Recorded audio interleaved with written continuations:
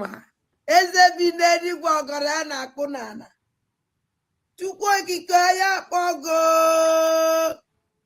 eze bi n'eluigwe ụmụ gị agbakọ nata nna m anyị na-eme ibe isi anyị na-eme ya ka anyị nọ na-eme nwe iwe ọzọ anyị bụ n'obi ahụ njem nwere onwe ya ka anyị na-eji ijie wee na-asị gị ezi Chineke biko bịa ka ị nọnyere anyị chụọrọ anyị ka a lawa ajọ mmụọ ajọ mmadụ ahụ kachasị ndị sabo ndị si na Biafra ya abịa ndị na-anụ ọgụ niile ebe a na-anụ ka ha wee fụdatị na Biafra ya abịa si Chukwu biko ọgụ ahụgụ nwa ya nụrụ anyị ya gọzie anyị Chineke gọzie ụmụ ife gọzie ụmụ Biafra niile ebe ọnwụna anyị niile anọ ezi Chineke ma ana m akpọkwa gị n'isi awalida maazị Nnamdị Kanụ Ọhamadike nọnyere m ihe gbaala m ya ume were dọkịta na-agwọ ya ọya Chineke biko ọkwago ka anyị nwee onye ọzọ otu aka aka na-akpọkwa n'isi ọbata obie udu akọ mmiri na mbiko ihe niile ugoko ọdịnaka anyị eme nke anyị ji nwụrụ mmadụ ma agụ nwa ya eme nke iji wu Chukwu na m ana m asị aka ọwụna ụdọ ọwụna ezumezu ọwụna osi n'elu osi n'ala ọwụ ikwu ọwụ ibe ọwụ onye ọsọkwa anya wụrụ wụ ndị ji ọbata obi eji awalida maazị Nnamdị Kanụ asị m aka ha gbajie asị tinyere ha ọgbaghara ebe ọbụla ba nọ na tinyere ha ọgbaghara were ọgbaghara tinye n'etiti ha Chineke pịaba m ụtarị mee ka ọkụ gbuo ha na-arụ mee ka ezumezu ha niile ha saa kpọpụtara ya awalida maazị Nnamdị Kanụ n'ọbata obi na m otu a ka si welekwa awa COS wee tinye gị n'aka nna m ọkwago nwa wike yoo onye emekwe nke o ji wụrụ mmadụ n'ọkwago Chukwu na-eme nwa onye na-enye ike ajọ mmụọ ajọ mmadụ uke mmụọ uke mmadụ ebe ọsọkwa anya si onye ọsọkwa anya wụrụ ọsọkwa wụrụ m nwa na-eche echiche ọjọọ megide ihe asụ Chineke megide onye ọbụla na-emegide COS ayo ise ọwụrụ m nwa na-emegide ya emegide m ise onye ọsọkwa ya wụrụ ebe ọsọkwa ma na-agba ije ọ na-agba ya n'elu ọ na-agba ya n'ala ọ na-agba ya n'okwu n'ala ọ na-agba ya n'elu bed asụ Chukwu asụ megide ekwene kaba binye nna m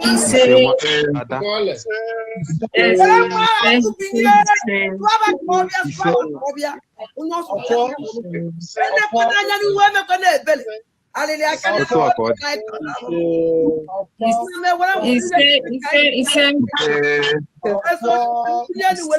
wee ruo mgbe niile ise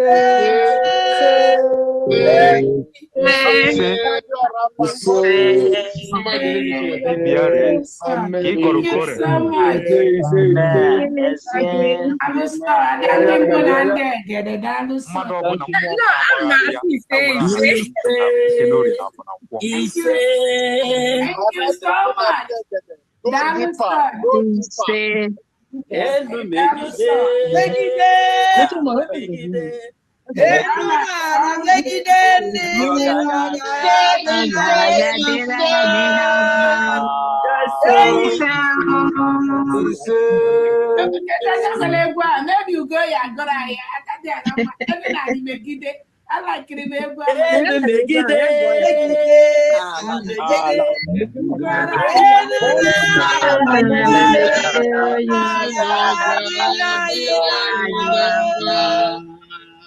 All right, thank you so much. Welcome, dear friends. Thank you so much for that wonderful prayer. We thank God for this opportunity to thank our own Obato Obie, His Excellency, the Prime Minister of the United States of Biafra. Anun Kankan.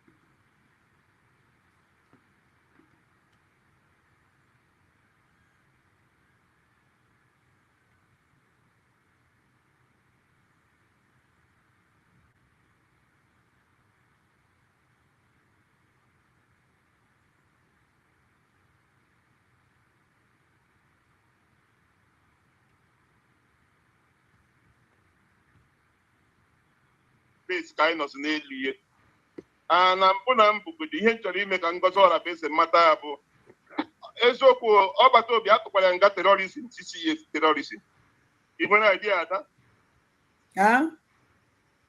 ọgbata obi Simon Ekpa Finland tụrụ ya nga 6 years for terrorism igwe na idea okay for editing ọpụtago mba ihe na-ekwu ihe dị na news ka nna eme analyze okay because enwere ihe some people enweghị idea ha just na-agba pere Finland tụrụ ya nga 6 years for terrorism Ngozi Ọrabeze bụ chief of staff Simon Ekpa bụ the chief of terrorism so Ngozi Ọrabeze nwere question to answer because ọma ihe mere ọgbata obi eji were mee terrorism o so were support ọgbata obi na terrorism o mere so ọ bụrụ ọmụnwa bụ lawyer Ngozi Ọrabeze nwere question to answer yes because mgbe niile ahụ Simon Ekpa dey terrorize ebe niile ahụ ọ na-eme terrorism ahụ Ngozi Ọrabeze so ya gee ihe o mere and onye nwa Ngozi Ọrabeze na-negotiate ihe that place maka chief of staff chief of staff to Simon Ekpa who the terrorist atụrụ nga 6 years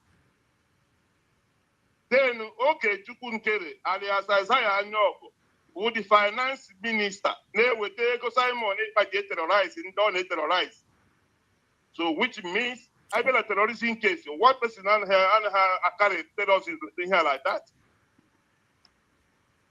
one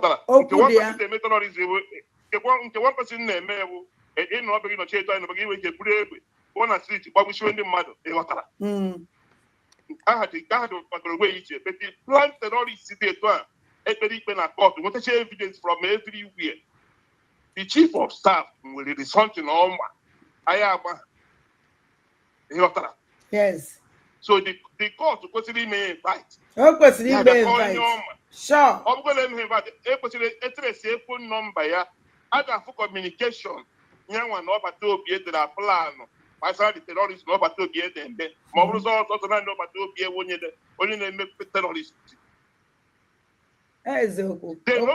oge kerewe ya ji ego Simon ejighị ego oge kerewe ya na-eweta ego eji eme the terrorist so before ya jese ndị ego ahụ eji emeta terrorism Simon eji eme terrorism na o nwere nkata ya na Simon kpara before ya na-ese nke ndị Simon ego ji eme terrorism enweghị mgbe o ji abụsọsọ naanị Simon plan ihe niile so ha na-emekwa ihe ha na-eme ha marakwa na that is what goes around comes around sure ha na-efiri na Simon Ekpa a ga-eme ya arrest a ga-emekwa ha chejila arrest one by one they have question to answer because that is how it works onwe mgbe mmadụ ga-abụ ga-anọ n'okwu ọfisi na-arụ ọrụ enwe ụdị kesi dị enwe something dị etu a ga-ajụrụ onye ọbụla ajụjụ ọ bụrụ na emechaa na ikpeazụ release ego a ga-ajụ onye ọbụla ajụjụ okwu dị ya gee ihe ma gbasara this particular thing gee ihe ma gbasara ya gee ejide ya phone gaa to ya phone mana communication ị nwere with that person mana say nwere another people unu na plan kwa so we ace ka karịkwa on that terrorism ha chekiri Simon Ekpa so ha na-enwekwa ihe ha na-eme we are here watching them ndụmọdụ ihe ọzọ nwere ikwu gbasara Ngozi Ọrabeze ọsa ebe illiterate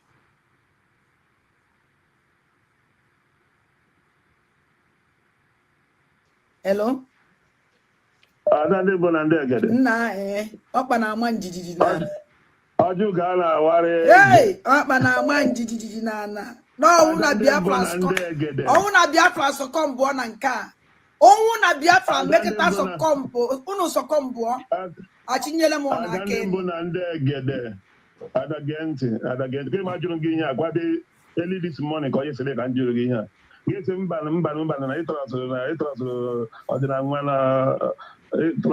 nwa nsị gị na ihe ji ekwukwe maka onye abụ na anya anaghị afụ anya amaghị onye ọ bụ ịghọtara anya amaghị onye ọ bụ and my spirit na-agwa m ọdịnala nwa ọ na-eklem onye abụ DSS agent ka onye abụghị onye Igbo ọdịnala nwa abụghị onye Igbo onye na-ekekwe m tikere ya detuo because onwe ike ime a full statement ọgwụ onye nọ n'ala Igbo na-ekele m ọ nọ n'ala Igbo o nweghị ime ka nwe full statement nke asụsụ Igbo ị na-aghọta ị na-watch program ya na-ege ntị so mana all these things ọbaghị uru ebe point m nwere ịjụ ya bụ ha na-ekwu this is their charter 27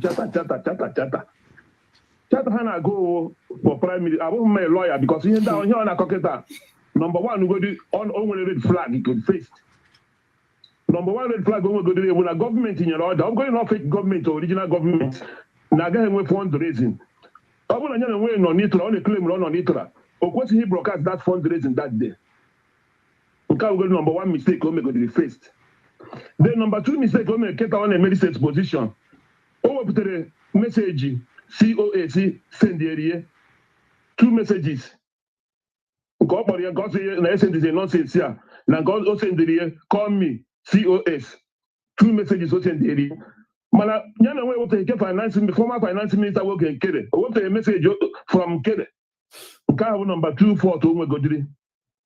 The number 3 fault o nwere as a media team as a media ọ bụ o claim na ọ bụ media ọrụ ya bụ ịnọ n'itra ọkpọ oge Nkere ya mee interview Biafra sọ nụrụ ajụjụ ọ jụrụ oge Nkere ọkpọ COS o meghị interview tụ atọ ike media wee mee ka ihe nye Biafra United ịkpọ COS mee interview promote Biafran cause ka ihe nyere ya as a media and o nwere followers o nwere 130,000 followers ọ na-eclaim ka ihe nyere Biafra Unite ịkpọ chief of staff of Biafra government in exile ka ha hapụgodi United States of Biafra government in exile chief of staff ya bụ Ngozi Orabueze doctor ka ihe nyere ya anya sị media o nwere media ka ihe nyere ime ịkpọ ya na mee interview nụta ihe o kwuru Biafra jụọ ya ajụjụ ya na onwe jụkwa ya ajụjụ dị n'ọkpọ oge Nkere oge Nkere interview oge Nkere ọpụtakwa gwa Biafra okwu Biafra jụọ ya ajụjụ ka ihe a na-akọ ihe asị isi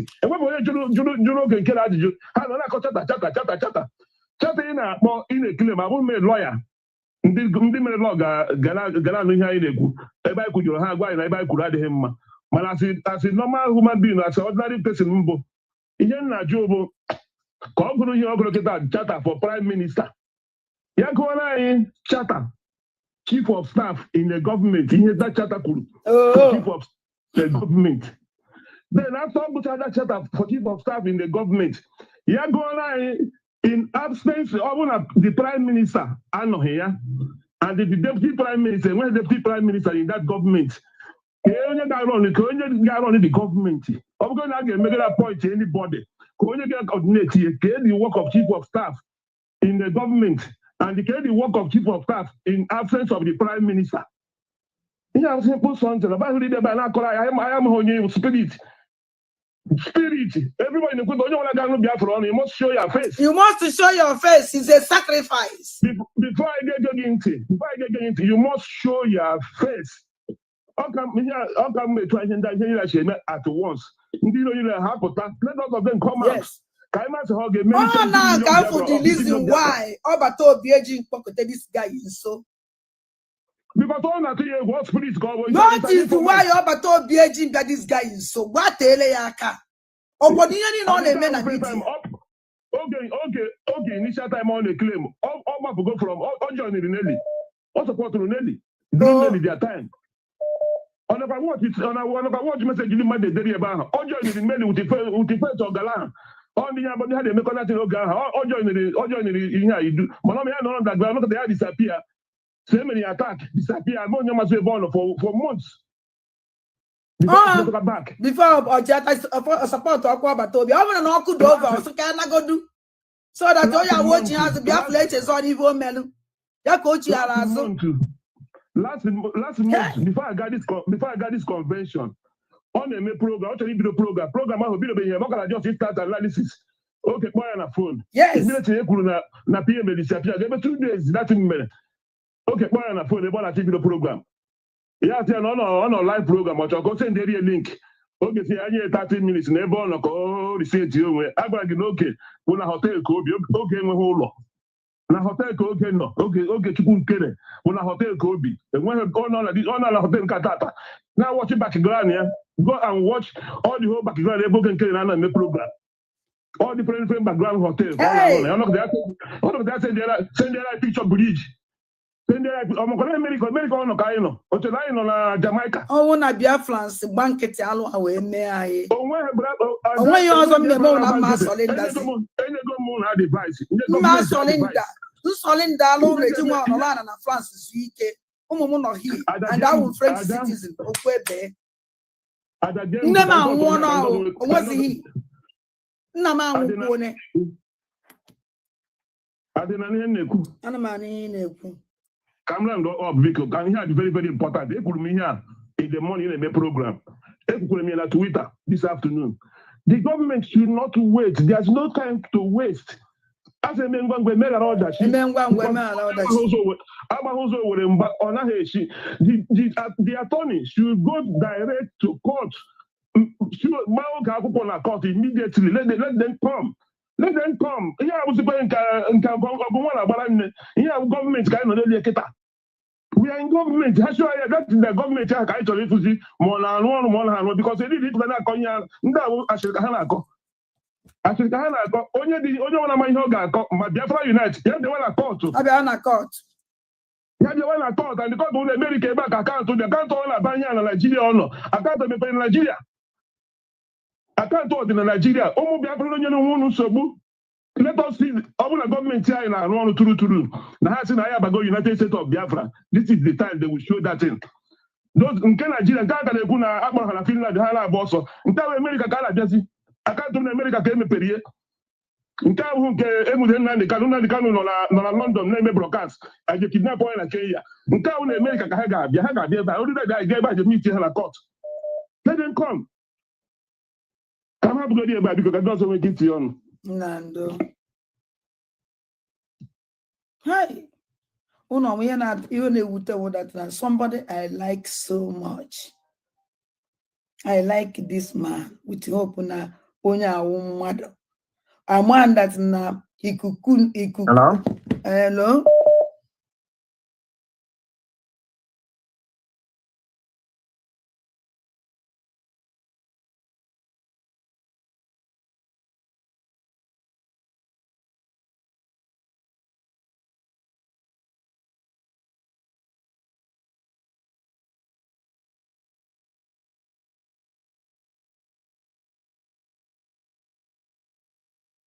So never nobody no more if Obato there didn't bring this Biafra or no one forget here about it. Anybody on the Golodu send us Biafra so Biafra I will be a saboteur to that person. I will be a sabo 100% sabo to that person. Look at you. Never. Nobody. No more. If Obato there didn't bring this Biafra, or no one forget here about it. Anybody on the Golodu send us Biafra, Super Biafra, I will be a saboteur to that person. I will be a sabo 100% sabo to that person. Look at you. Never. Nobody. No more. If Obato there didn't bring this Biafra, or no one forget here about it. Anybody on the Golodu send us Biafra, Super Biafra, I will be a saboteur to that person. I will be a sabo 100% sabo to that person. Look at you.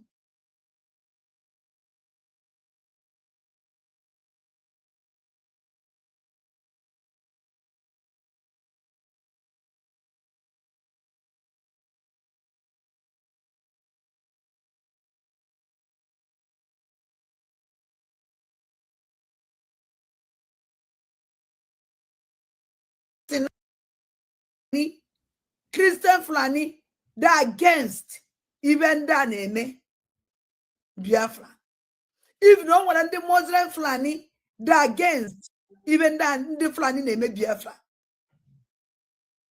Majority, as some own majority, many of Fulanis, they're ready to help us today. Ndị ọwụ na ịchọ ka ebie anyị ego ba ya ebinye anyị ego many ka m wezie nye that na this man a na-achọ i blackmail na-achọ to destroy ka anyị wee ye because na this na ndị awụ no the worst people that mụnwa nwa na-ada ndị mbụ na ndị egede afụbe na ndụ ha na ndụ m nwa ka ị were nnọọ because of your stupid selfish interest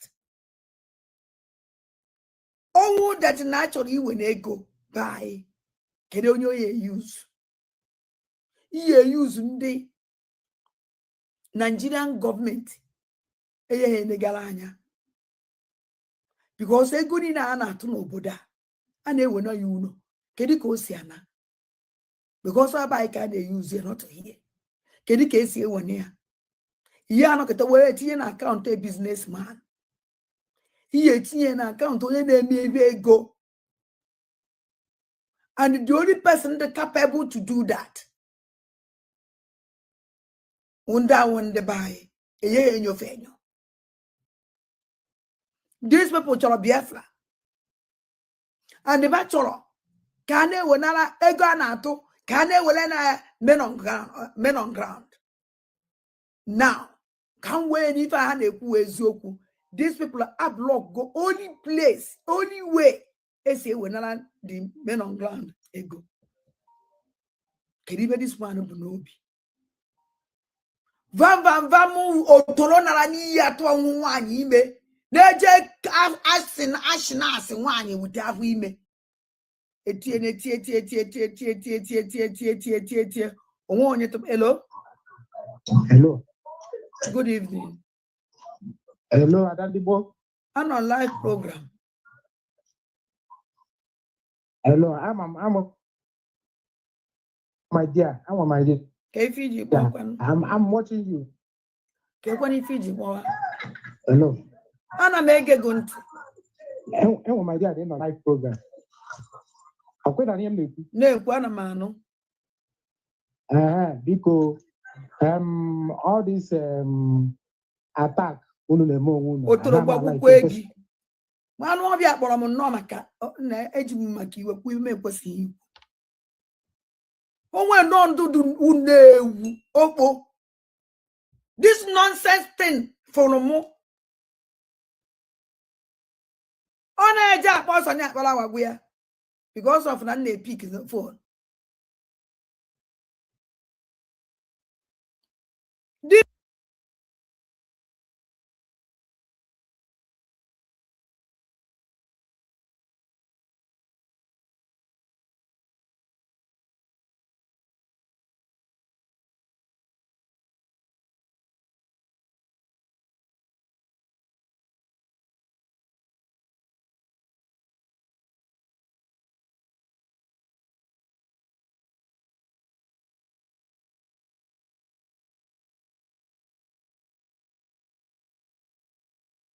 and the amụma niile ivulu bacha niile wasị because na amụma niile ivulu bụ nwere mgbe ivulu ma afọ mma na mma nọ na this mess nọ na amụma ịsụ na mma nọ n'elu eluigwe na mụ ya wụ onye ya wụ ịmakwa ebe nkara ịnọ kịta gbanyezie n'anya my condition ebe na amụma gị niile wasị na o nwere eziokwu dị ya nụ amụma niile ivulu bacha niile wasị because na amụma niile ivulu bụ nwere mgbe ivulu ma afọ mma na mma nọ na this mess nọ na amụma ịsụ na mma nọ n'elu eluigwe na mụ ya wụ onye ya wụ ịmakwa ebe nkara ịnọ kịta gbanyezie n'anya my condition ebe na amụma gị niile wasị na o nwere eziokwu dị ya nụ isi na mụ nwa ya wee great woman the whole world ụwa niile ya amụ maka na-ekwu maka na-esekpuru m na-asọpụrụ m na mụ ya nọ n'elu kacha elu nọ ife ịfụrụ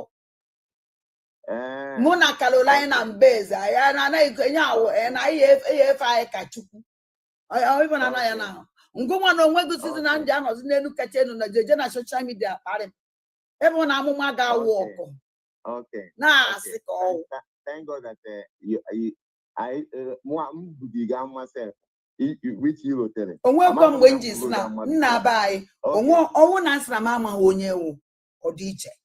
Awona ma asị gị na mụ na gị na-aba ekwu me odiche. Your first statement. Now, mana ibe isi m na mụ maga ọfụma isi na m maga ọfụma sị gị na ama akwa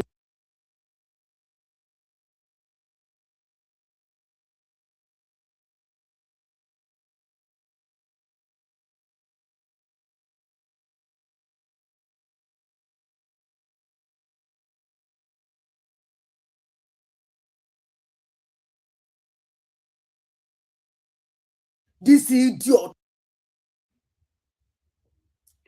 Chineke biko melene m ebele. Adugom tired. Adugom tired. Adugom tired. I don't want to continue this nonsense. Adugom tired. Adugom tired.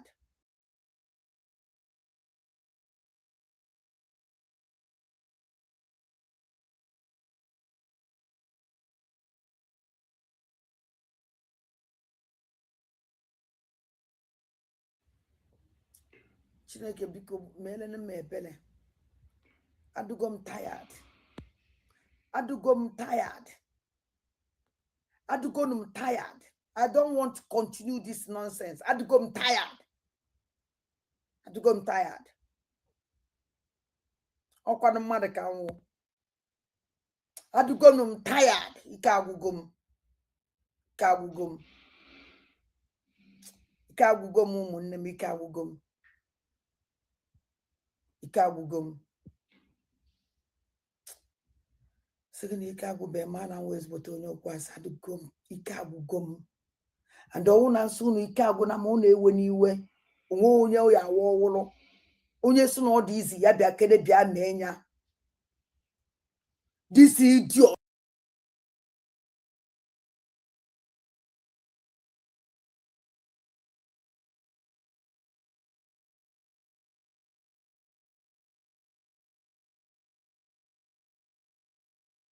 Enwere ihe m chọrọ igwu unu maka ihe mmụọ. Onye metere ihe mmụọ. Onye ji aka ya dọrọ mmụọ donye onwe ya.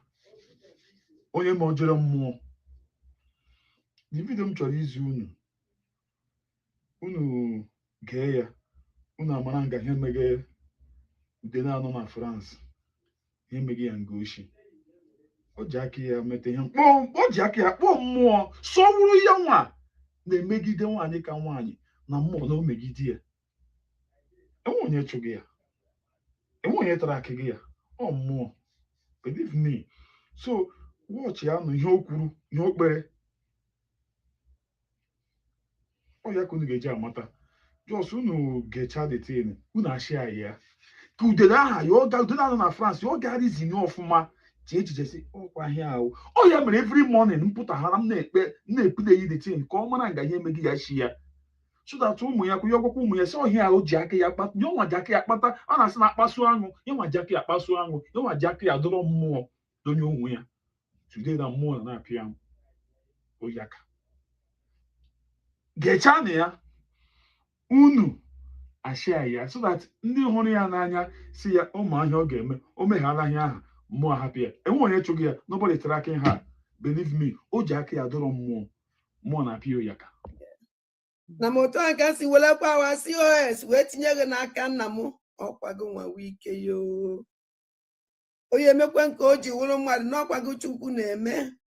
Nwa onye na-enye ike ajọ mmụọ ajọ mmadụ uke mmụọ uke mmadụ ebe ọsọkwa anya si onye ọsọkwa anya wụrụ ọsọkwa wụrụ mụnwa na-eche echiche ọjọọ megidie asụ Chineke megide onye ọwụra na-emegide COS ayo ise ọwụrụ mụnwa na-emegide ya emegide m ise onye ọsọkwa ombewa ụmụnne m ọkụdova ọchịchị dị too much. Mụnwa na onwe m adịghị m sef hafchakwa na nọ n'obodo a adịrọ m sef. Anything can happen at any time. Anything can happen at any time. The people I now fight or agents of darkness. They work with Nigeria, they eat with Nigeria, they do everything with Nigeria. They're following me, they're tracking me, they're everything name me, and they follow. And I just can make mistake. They're waiting for mistake. Just one mistake. And that mistake, I'm why make because I come Dutch. And another thing that make on any day, on be in on from on anything personal on na ejikwe me attack or boom anu no na anwụ mana na ebe my attack si onye gburu m ngozi Olabeze onye nwa onye gburu m because ọ na-eso m aka nne aka ekpe. The agent is too much. Onwe ụzọ fesiro by spiritually, physic, everything. But by spiritually, fire.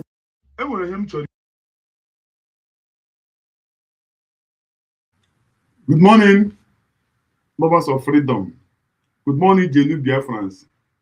Good morning, number one man, the number one citizen, my president, Mazi Simon Onekpa. Good morning, number two citizen, Prime Minister Simon Onekpa. Good morning, number three citizen, Afomunu Biafra, Nwanyị ka nwanyị. Hell, egbe a na-agbara anyanwụ, mkpụrụ agịgị ka a na-ala n'iyi. Mmiri awụrụ na Akute, one of United States of Biafra. Mama Biafra, ọgụnwa Mama Biafra, ọgụnwa mụrụ Biafra. Onye ọbụla pụta nsọ wee Mama Biafra, onye aha wee counterfeit. Unu dee ya anyị unu ga-ama na ọ wee disgrace ka onye aha pụtara anụ si na Mama Biafra wụ. Number one wụ egbe a na-agba n'anyanwụ, Dr. Ngozi Olabeze. Mommy Humble Nayon. Good morning, ma.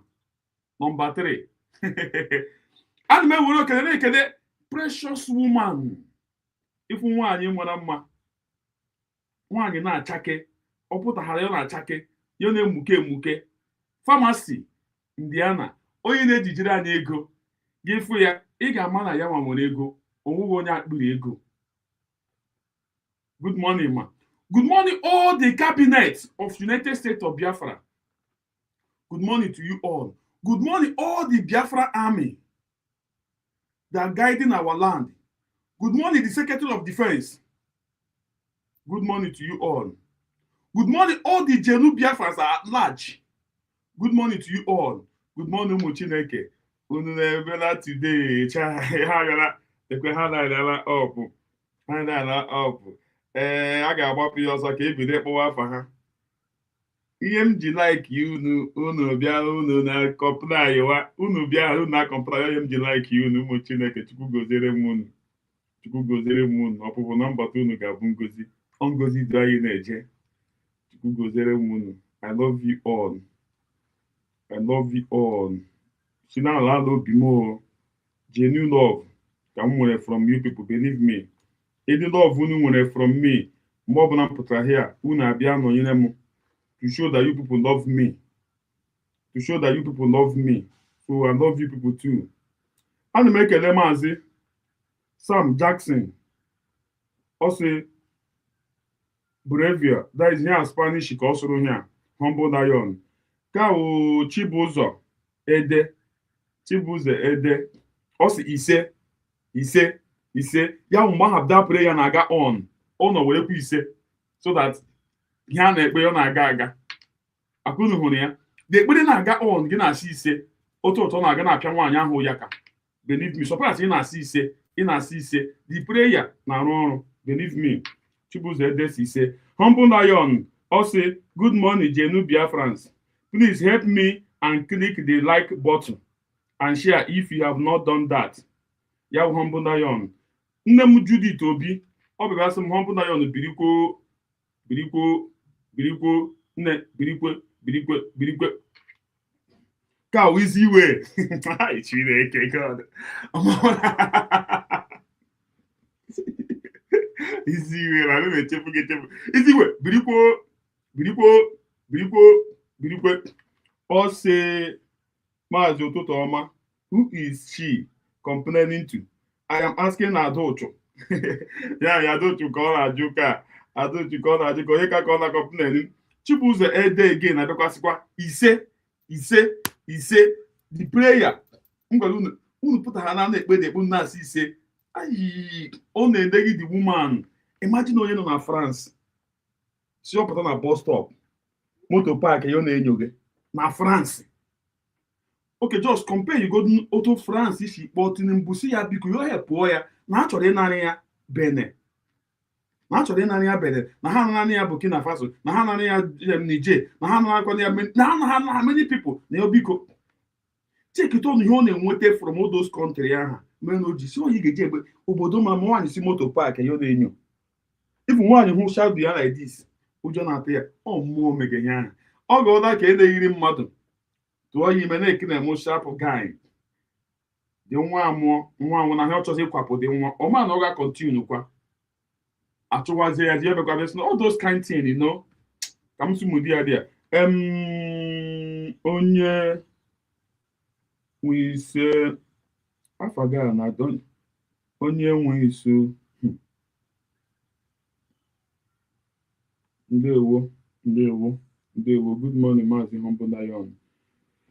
CJ ndewo Chukwu gozie gị nwanne m ezi nwanne m. Ele otu unu mere? Ụtụtụ ọma na ụmụnne m. Ụmụnne m, enwere ihe m na-ahụ like this. Mfụ the thing. Ngozi ka nwa akpụ oyima omenala n'ala ise. Omenala mụ na ya gbara akwụkwọ na base. Ngozi na ọ ga-adịrị gị mma o.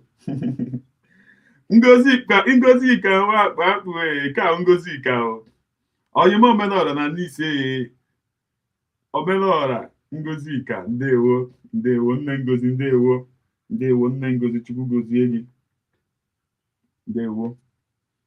Ifuru I respect ndị nne so much. Ụtụtụ m shi respect ya Sabina. Ụtụtụ m shi respect my own mother.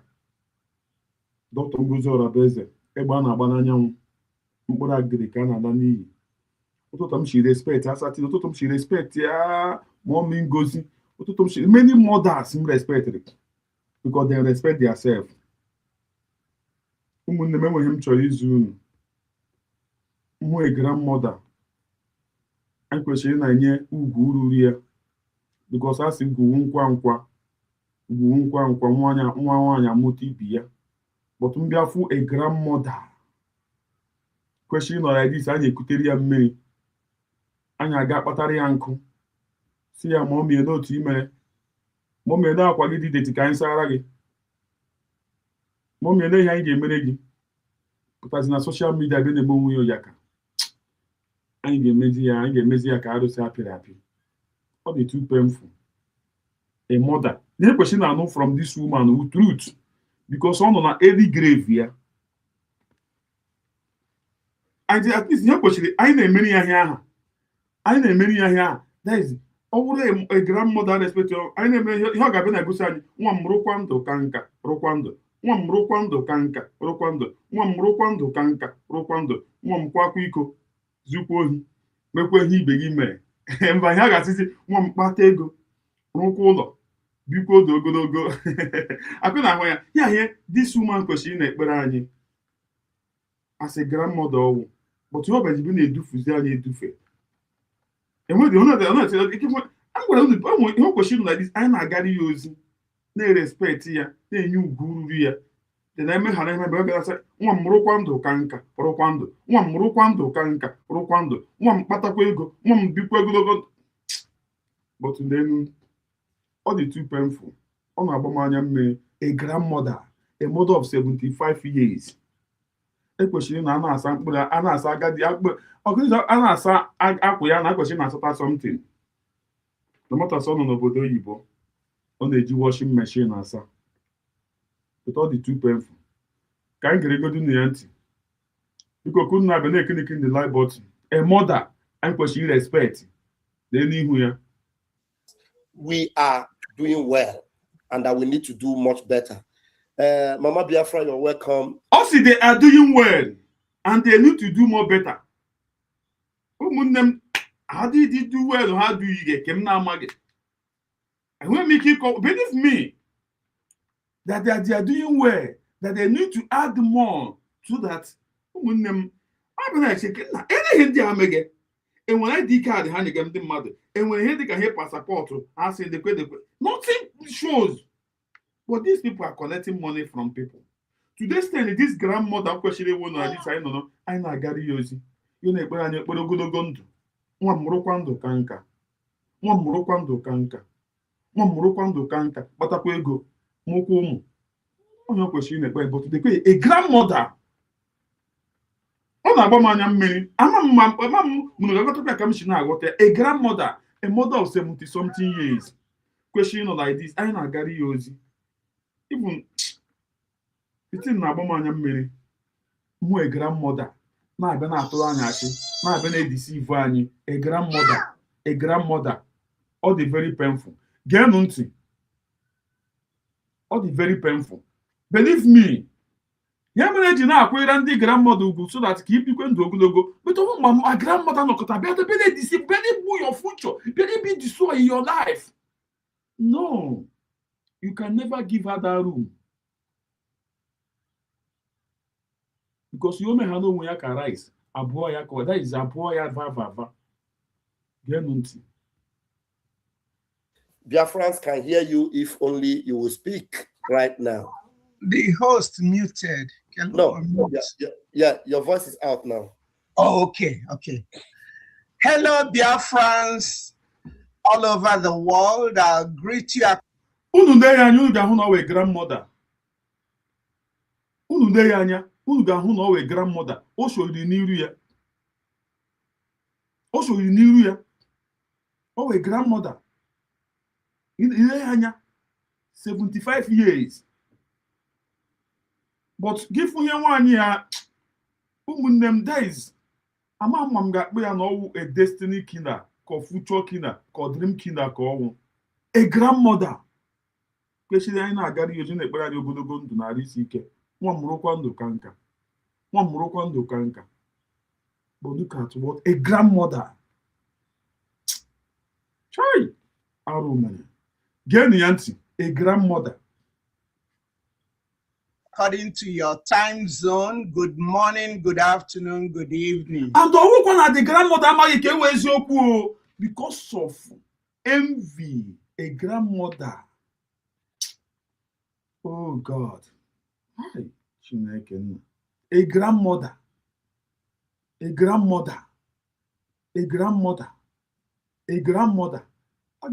link because onye amụtara anyị niile nọ here. Onye amụtara anyị niile nọ here. Ka mara ma onwe ga support a grandmother kwesịrị na ekpere anyị ekpere ogologo ndụ. Nwa mụrụkwa ndụ ka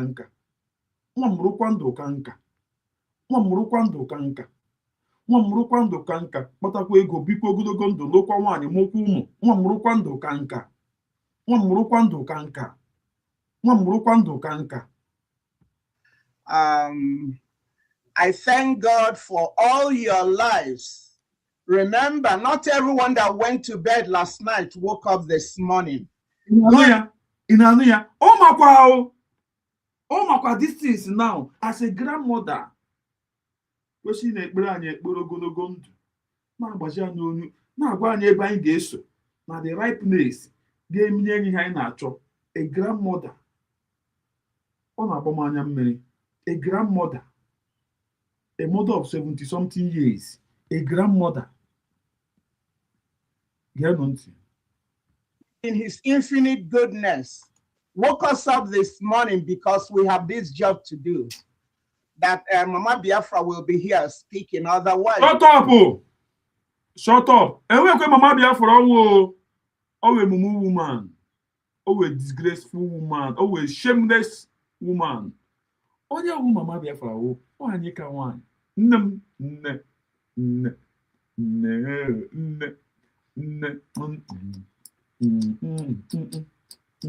Egbe a na-agba n'anyanwụ nke izizi number 3 Maazị Nnamdi Kanu number 1 Ọbata Obi number 2 nwaanyị ka nwaanyị agbara na-agba n'anyanwụ mmiri a na-awụ n'okwute. Number 3 onye ahụ Mama Biafra. Yeah, counterfeit. A mother of Biafra can never lie to your children. Then ebe ọ na-agba n'anyanwụ gịnị na ọ na-emewo direct ọ na-abịa dịsị ka ọ ga-aghụghọ in case no ihe mere m ji were onwe m si ya nne m ọ sị gị nwa mụziri m o you are my mother now enwere ihe m fụrụ ọ ya nwawu number 3 biko very important kwupụrụ na onye enweghị mother Biafra ọwụ. A mother Biafra can never be this useless, disgracing herself with this idiot na say ana-enye ya tawa adị ka m ga-aga that side na aga wetara unu that thing ahụ na-ege ntị ka m gaa revise abụrụ unu small na-ege ntị ka ọ na-abịa na-eyigodo. It would have taken me last night, but why I'm confident in doing what I'm doing is each morning he wakes me up. I know there's still a job to do. Same thing applies to everyone and every one of us.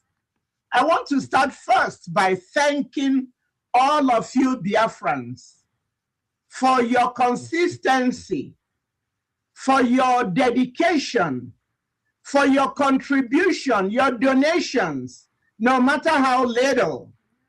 I want to thank all of you, regarding of where you're sending your donations to.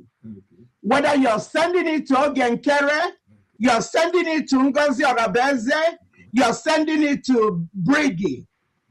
I want to thank you for sending that money. Now the onus lies on those that are receiving the money. The question is, are they doing what they're supposed to be doing with the money you got? Yes. Yes. United States of Biafra are even doing more than the money in the mmadụ na-eweta. Even doing mighty. Yes. Enwe onye na-afụ gị ya. N'egbe a na-agba n'anyanwụ, mmiri a na-awụ n'okwute, nwaanyị ka nwaanyị, Mommy Lion, afọ mụrụ Biafra. O mere ihe ke m na-atụghị anya ya. O mere ihe ka ị na-atụghị anya ya. Dr. Ngozi Orabeze mere ihe ka ị na-atụghị anya ya. Asị m nwaanyị ka nwaanyị aka m dị n'elu nara ekele. Nne m nara ekele m gị. Ana m asị Chukwu gbaa gị ume. Ihe m na-arịọ more wisdom n'ime ndụ gị. Ihe m na-arịọ ogologo ndụ na-arụsi ike n'ime ndụ. Ọ bụrụ ka ego Chukwu wee na-akụrụ ụba were ọmụmụ chụọ gị mma. Asị m Chukwu okike abịa ama amamihe were ya chụọra m Dr. Ngozi Orabeze mma, the Deputy Prime Minister of the United States of Biafra. Mommy Humble Lion, I embrace you as my mother. I love you with all my heart. Thank you for this thing. Imere m ọnụ mapụ gị kọ ya. Mommy Esther, ndewo nne m. Ọ sịkwa na ọ compliment of the season. Nne m amakwa m na-agbaga Christmas ya, believe me. Amakwa m na-agbaga Christmas. That's the compliment of the season. Great Biafrans. At ABC 1. Oh, nne m, thank you so much. Thank you. Good morning. Nne m agma na-ekwere ka m n'olu gị one day. Amaghị ka m n'olu gị one day ka m nụkwa n'olu gị. Biko. We move. Guys are sending them. I have to pause so that will sink in. The question again, I repeat. My mother nwaanyị a, ohi nwaanyị a nwere sense. Ya obi echie mgbe ahụ ọ nọ n'eziokwu. Ọ na-emiti ndị mmadụ na California. A na-enye ya ego. Ya obi echekie, believe me onye nwere uche lekwa otu ọ ga-eche si mgbe ọ nọ n'eziokwu. When she went out there and talked to people, they give her money to bring. But now, how many are still giving her money. As a mother, okay, you know, you chair here, say, don't be a chair. For the starting, for the beginning, ego on a job, only $4,000, $3,500, $3,000, $2,000. Abia, you'll be a check here. Ego on the coach, $120, $50, $100. You can as a mother, woo, as a mother, woo, or who mother of Biafra. No, as a mother, a grandmother, anything concerning Biafra, go for 1 year there. I was you very easy here and say, get in there, man. Because I don't know why when I'm here. I'm not going to understand.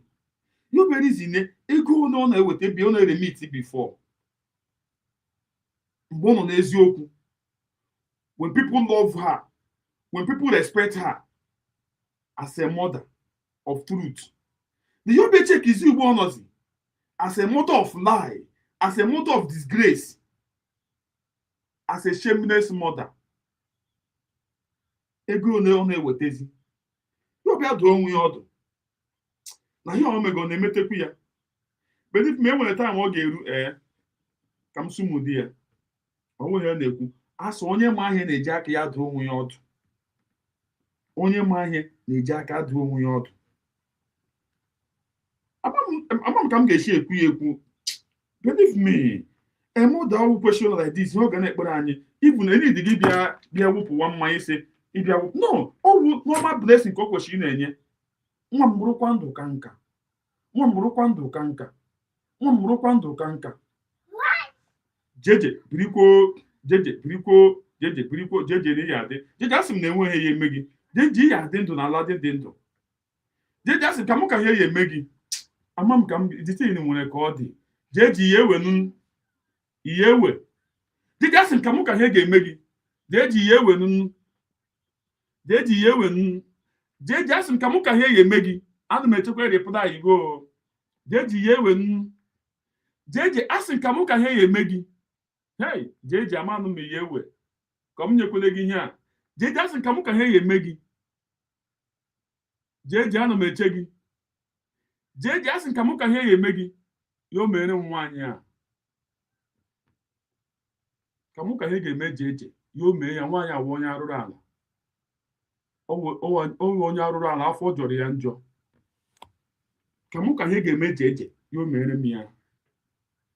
Nwaanyị awụ onye arụrụ ala, ọ wee destiny killer. Ana m ekwu ya na-ekwushi ya ike. Ana m ekwu ya na-ekwushi ya ike. Ka mụ ka ha ga-eme Jeje. Yo mere m ya. Ka mụ ka ha ga-eme Jeje. Yo mere m ya. The woman ọwụ onye arụrụ ala. Onye arụrụ ala ga m n'azụ. Onye arụrụ ala ga m n'azụ. Onye arụrụ ala ga m n'azụ. Onye arụrụ ala ga m n'azụ. Ọwụ onye arụrụ ala. Ọwụ onye arụrụ ala. Ihe ọbụla m kwuru n'isi ya, ọ ya awụ ọkụ. Because ọ wee destiny killer, ọ wee future killer, ọ wee dream killer. Believe me. Jeje enweghị ya eme gị. Ihe ebi ego ndụ na-arụsi ike akụnụba.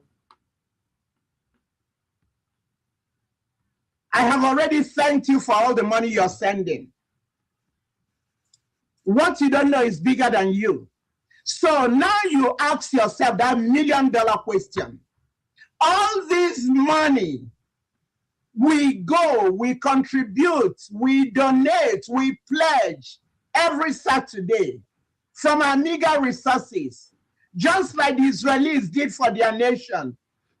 And there was accountability and transparency with that money. And we're seeing the same thing with the restoration of Biafra.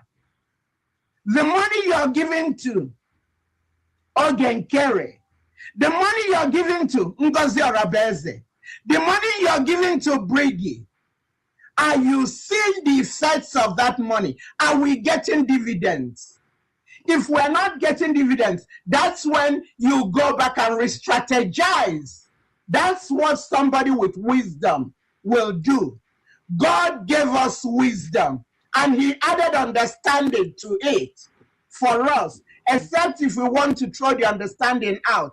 The understanding is that you must know the rationale for which you are doing whatever you're doing. If there's no rationale to it, then you're just wasting your time. So I still ask that $1 million question. All this money we are contributing, are they going towards restoration of Biafra?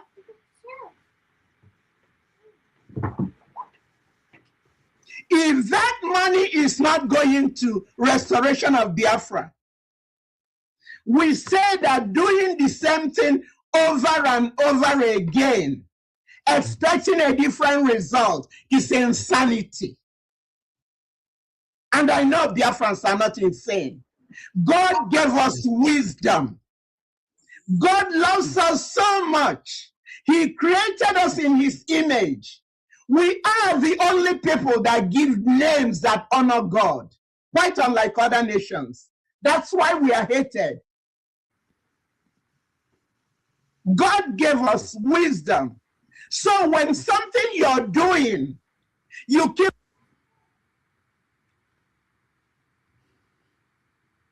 You see how she's lying.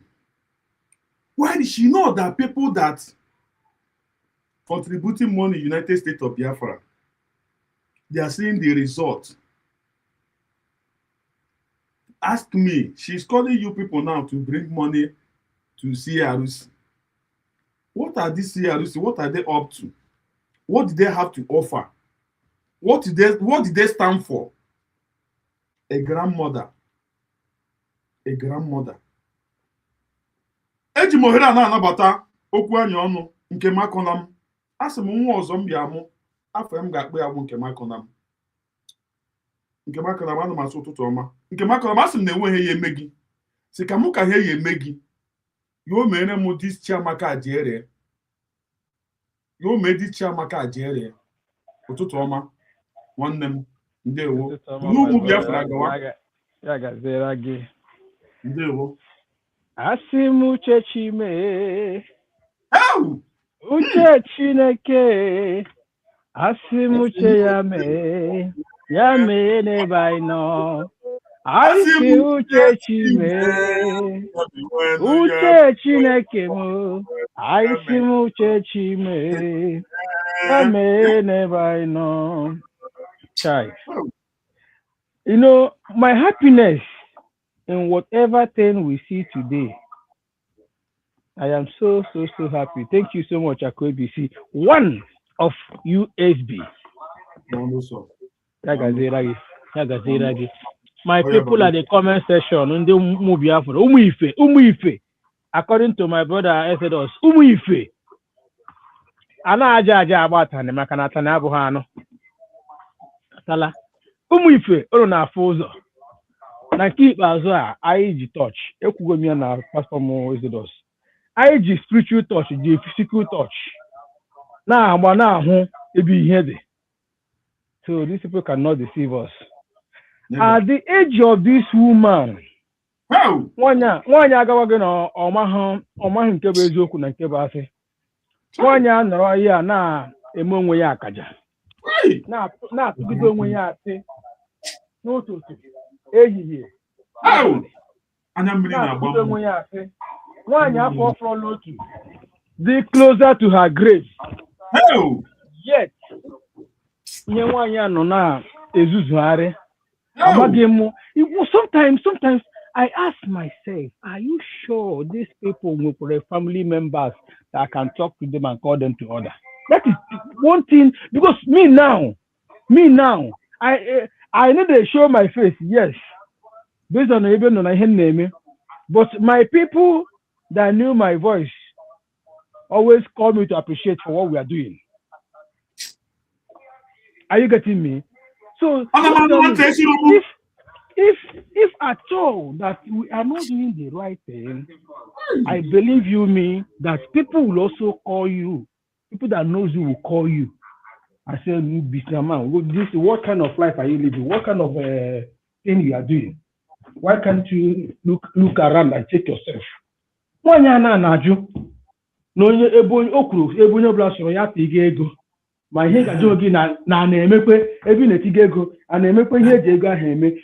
This woman now, this agadi nwaanyị afọ fọrọla otu kamgbe ha kwuru GBC, EFCC, DBD and CD ha kwuru okwu ya onwere mbọsị ha pụtara nye ụlọ strategy ihe ha mege ma ọ bụ si lekwe ihe wu ihe ha ga-aga ime lekwe ebe ha nọ lekwe ebe ha bidoro na-awụghị ụtọ ego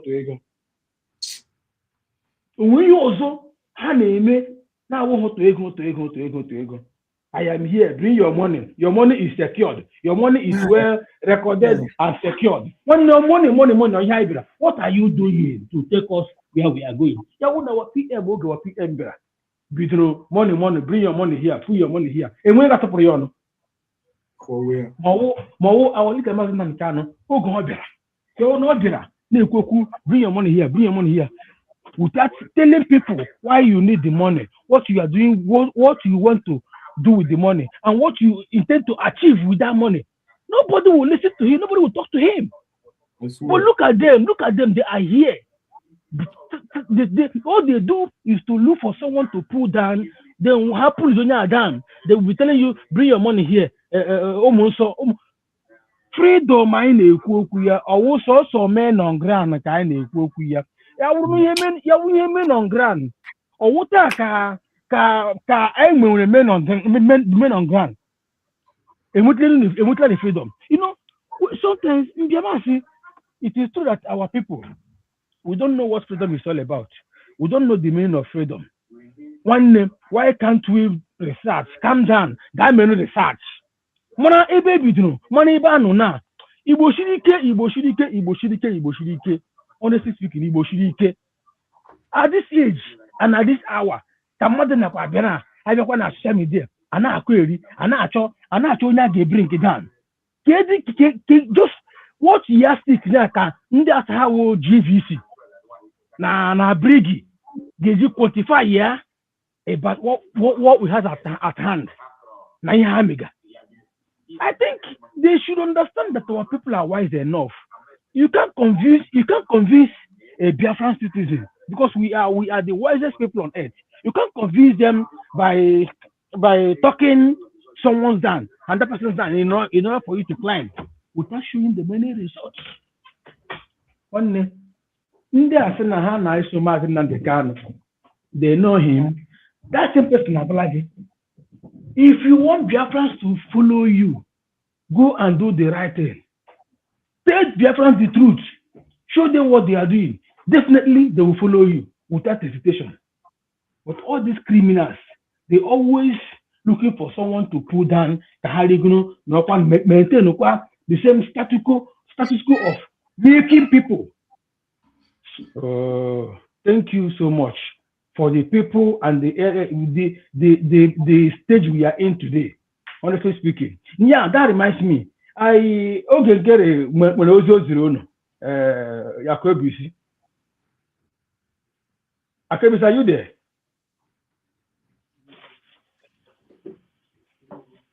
I'm a man liar. Akebisi. Wow, I cannot hear. What is it? Yeah, sorry. O nwere oge nkere zuru ụlọ ozi, o ziri ndị niile nọ na media ozi. Ọ sị na platform Kai drop that message either last night or early this morning. Ọ sị na ọ gara list sha ndị niile na support USB na-ekwu ihe niile wu ihe a na-eme. Ọ sị that now this time now all the time for war, all the sabos that they will face them. I have like here freedom. That's not Brigi. Nobody will take away Brigi from them. Nobody. It is only Brigi that will bring Biafra. Nobody will tamper Brigi. That na nandini la magicalena. That's money about humble like Guman go shicha. So are you serious? Now you only drew with your name. Chere Arikam go with program I send Arabia. Kaiji program. Also now you throw address ono and the full name ono that Nahaga they are coming for everybody. Match, yeah. Aka ka wote na ya wure ya joba ne ya. Hera aka ka oji na abia. Ugbu aka a ga-eji 2 by 2 pelaga ya ọnụ n'ala. Akwa maka wure nkịtị ya na ya shi na nkwụ ya mafe na nkwụ ya shi na nkwụ ya mafe na uve agba ya nkịtị na nkịtị azụ ka a ga-eti ya mara nwụ n'isi. Let him bring it on. Ha niile, all of them, let them come on, let them come on. We are here, we go nowhere. Na keep us up. Thank you very much. I am here. Let me use it for our brother to put 2 marks into this matter. Thank you. Thank you. Okay, good. Very funny. I thought you could address a match. I don't even send there. You have one here. Make them the under. Okay, good. Doing it every day, you do it every week, you do it every month, you do it every year, you do it, and it's not yielding results. You have to go back and re-strategize. It's like an army going to the war front to go fight. The general is leading his group.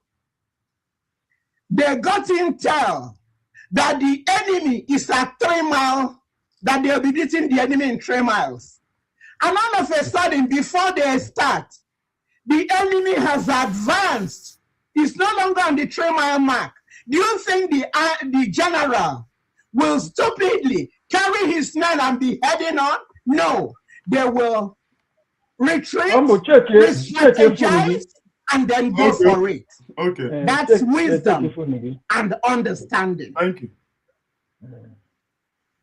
So in this case, all this money you guys are contributing, and you're not seeing the dividend, do you think you will have to still keep giving that money?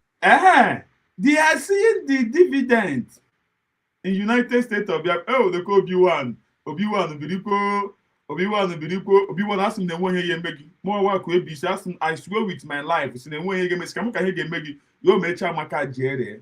This guy now, you may Obi-Wan Otutoma is one them.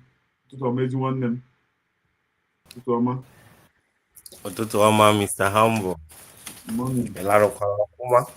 Very, very well. Yeah. Triple M, I guess that's you, eh? Money making machine. Yes, so my brother, thank you. You're welcome, my brother. Good day. All right. I'm working on this woman can the active. Yes, yes, okay,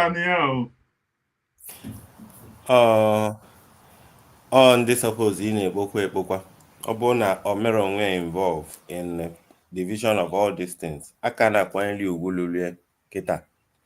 But then I just wish that the bag and my fair. Because what is going on around the world now is not a child's play. Ndina Boisiana, a choice take over the whole world. And I keep shouting it. Some people don't understand where I'm going to. I wish Nandibai with you. In here, I'll get a Korobago, CRC, Korobada. I wish that we can be like in America now. America for once, everybody is uniting together. Australia, everybody. If you watch a video, you feel that now all of them are actually for once marching together, knowing that they have one common enemy. And all these guys don't understand that we have one common enemy. CRC, Sinongoze with their problem, no one with the enemy. Like what is Triple M I gave him that thing like Kai. Na by now, see totally address according to Triple M now. See totally the call Obasa Muni Ogo. Forgetting that now these people have one mission only, to convert you to Islam. If they can have that mission and travel to United States of America to convert all Americans to Islam, or was on their backyard. How big do you have this thing? nọgidezie enwezie sponsor wee go fighter jet, or ha bịa ha bomb everybody, you know. So I don't just get it. Abia call on go 247 call or call that or call as if na hang a special place hand package along here. I don't just understand why they cannot at least no problem and join your platform with it. The thing non now has to go itself na happen USB. You join your CRC or Brig. The question there is that the platform higher like the thing that's the reason why I'm explaining this thing. That now we can't go that side is that now the documents of these people cannot lead us anywhere. That is my point. Upon their association, maybe now or then waiting on how they organize or whatever. No, it's the thing where they are. Is it a platform that can shoot us to the sky? It will not. Why can't they recognize this particular one, Jinaka, United States of Biafra? Well, all anger and problem and fight during mana, we only have one common enemy. Tomorrow, if we combat Ocean State na Yoruba, I accept to go Sharia. In I that Sharia video from Ugwausa. Name na some of those states. Donald Trump nyere ha conditions for military of America to be able to collaborate with Nigeria.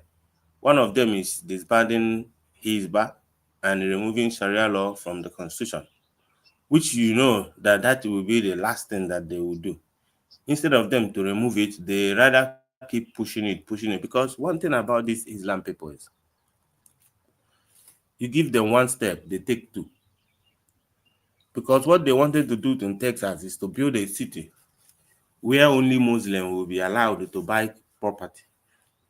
You go to a Christian that come there to buy property, you will have to pay 80% of whatever you have to pay to support the mosque. And the two had shifted to Oshun or Yoruba rules on Western Nigeria. The next thing but that come following the Igbo and Soka and all those things for them to become a Muslim. One day they start pushing Sharia that side. Every day and come go 247 and call Ngozi ejikwali ego atụkwa maka court arikweghị ego atụ na court ego otu na ego na ya.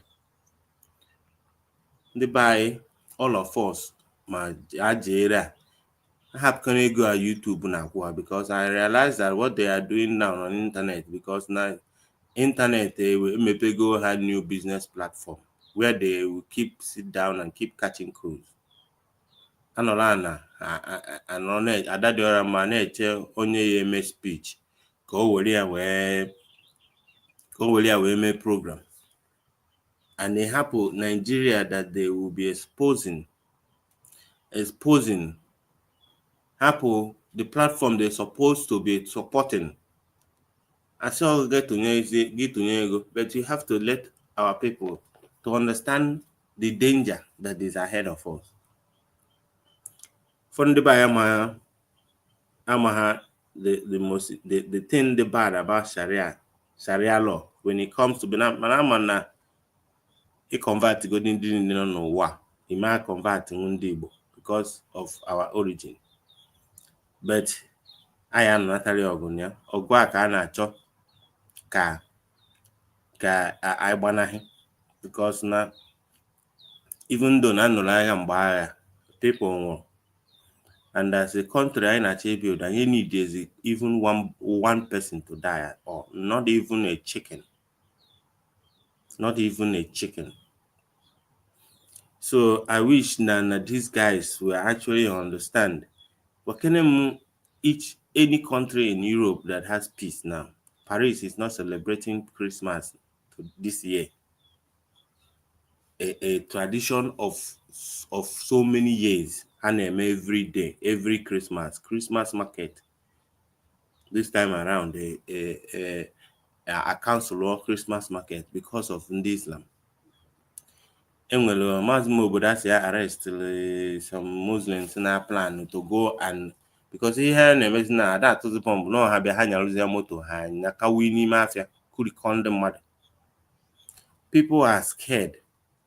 If these people can actually be able to be challenging the West, feel no how much na challenge her, na change please, na they go to the internet and see what is going on. They have one mission. Oweruzie Nigeria ebe ha tolute na Nigeria no na your government na operate name everything the same thing ha chọrọ ime na American government, and they are now fishing all of them out. Ka ehiche Donald Trump ji wee machie most of the country ịbata America. Why Nigeria did involve? They are selecting all the country Muslim non-email. All the country. So now they ban all the citizens from Nigeria. Muslim, they call Burkina Faso, all those Sahel, most of them are Muslim, I think. Anyway, Muslims there, the on people my you know. Now, Ndi Igbo now, I'm travels to America. And I don't know why they cannot see that with Biafra, we can be able to travel even if you want to travel.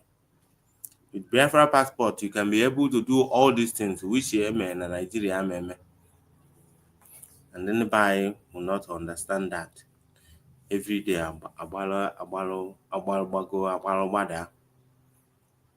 once come on, I see what this thing for these people, not for them to understand. If you learn and why don't you come in and join in on what is going on? Sometimes I weep. Now, why Simon Epaji no name? Mana or none can no name. Mana I can understand that it's all part of the process, and it shall be well with all of us. Thank you very much. Thank you more. Thank you more. God bless you. God bless you. Thank you. Thank you. Much appreciate. Much appreciate.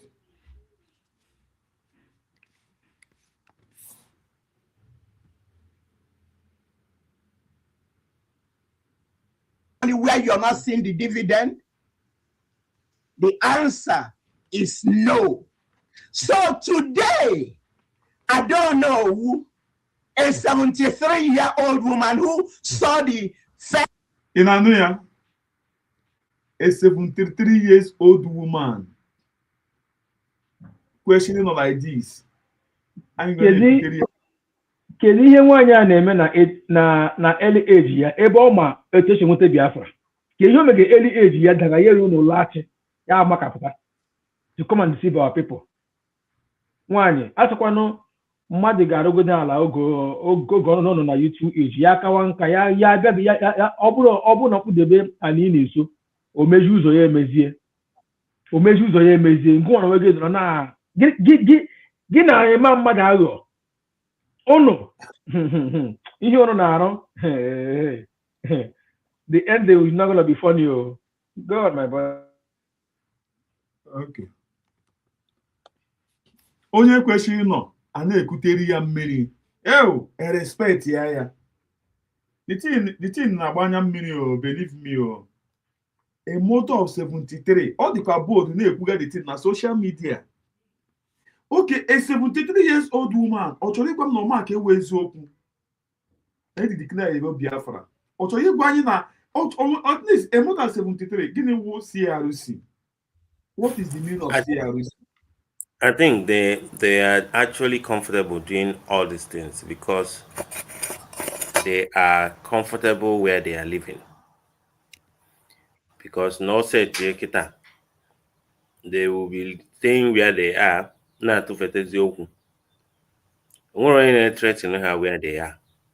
I believe that this woman will be American, and the American citizens are fighting the same war at their own country, ihe na-eme na Nigeria kịta ka America ka Donald Trump na-akọtel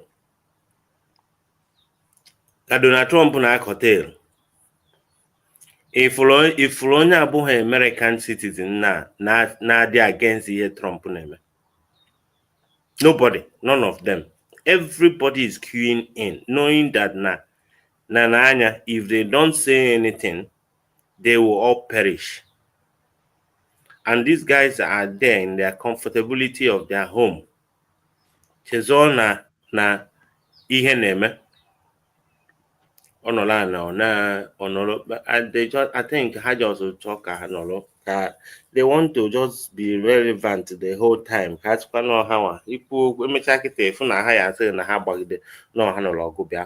Nọgide ọgụ chezozie na ha na-anụ ọgụ na ndị niile a ọkwa inecha anya ọkwa this woman afọ dị mkpa afọ ogwu ime ọhụnya butere ego nkere buru adadịọra mma bute n'ime brigi ka adadịọra mma apologize ya. Adadịọra mma mechakwa wine na kọọkwa nyanwa ada n'owu ọnụ. And they will not know, they will not listen for how I go so many things, and yet you see them sitting down here still talking. When your man ajere wonyoshi, ajere we 419, I go there now. When I can say no onye the poor will not be fighting, will not be part of this struggle. And I'm all of them kita ka akwere ha ezigbo ụgwọ na account kita efe ya kita akọwa ka ike nguru agụ na kerafa nke Nsima atọ nọ kita akọwa ka Nsima ihe cheki na onye Nsima si ekwugo okwu Biafra nọgide kwuzie all of a sudden Nsima kpọkwuzi anyị Biafra ọ bụrụzie Tinubu ka ọ na n'elu Nsima na-ekwu okwu Biafra mgba na anọkwa egokwu m Nsima mgba mana ọ na-egoghọ m ya too much, but I can see that he was at some point passionate about it, but all of a sudden Nsima kọwakwazi anyị Biafra ihe wounded lion na-agba anyị. Again, man, what happened? Agụ even ma ndị nwa fili na ha kwenyesiri ike na Biafra enwere ụdị ego anyị adọle na akaụntụ humble enwere ụdị ego anyị etiri na akaụntụ. I'm not joking, I'm joking. Isi icheki ego nwere ike ịnweta na enweta Biafra anụ a na-azọ isi ka ewelugori ka nke anụ ya edu ego dị. I want the man also, a poor man does not lead a freedom fighting. But I get doing ego nigga hemote to your life, to your entire life. Ego ụmụ gị ga-eri a ga-etinye gị ego ihe ịnọgide icheke ịjụ onwe gị ajụjụ sị ka ihe na-enyere onwe gị stress. Even onye nọ n'akụkụ ya asịsị anyị ọsụsọ ngị nwawo Biafra akụwadị ya gị ọnụ sef na ewu mụgo. enwekwara ego mmadụ like this, enwekwara ego anyị ebige mmadụ like this nwanne before n'otu o richapụ ya ahụ gị buo 3 humble listen, ihe na-agwa gị ihe a na-abụ ego a ga-enye gị, you cannot reject the offer. It takes the grace of God, onye nwere the spirit of freedom fighting in him, to reject it. Because with that money alone, with that money alone, you are okay in your entire life, in your entire direction. But obviously, he only now fighting for the whole nation here can be able to withstand that pressure. Honestly speaking. Gente, humble. Let me tell you one. And when so many people those who low behind for freedom fighting. For Icheke Mandela, Icheke Nandekan. And I prepare souls. And I prepare somebody na prepare soul before buying at this journey. Why I say that is that now he bido hollow your priority. He bido define now what is it that you want.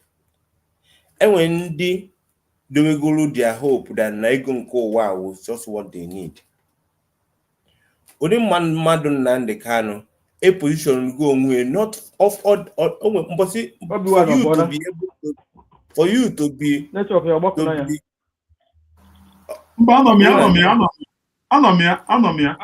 talking of Obi-Wan. Obi-Wan is Nekuboku, but all the kind of talk about I don't come anything. Okay, na new Neku kita. So instead of na people na-edozi obi edozi before we banye na this thing. Enwe ndị nele anya for that na they don't have a prize. Enwe prize yejigom. And the moment you get to that level, that is the moment you are really equipped for this struggle. Because your mind think of, do I want my name to still be mentioned in the next 10 years? Do I want my name to still be mentioned in the next 200 years? In America, you will still be hearing Washington.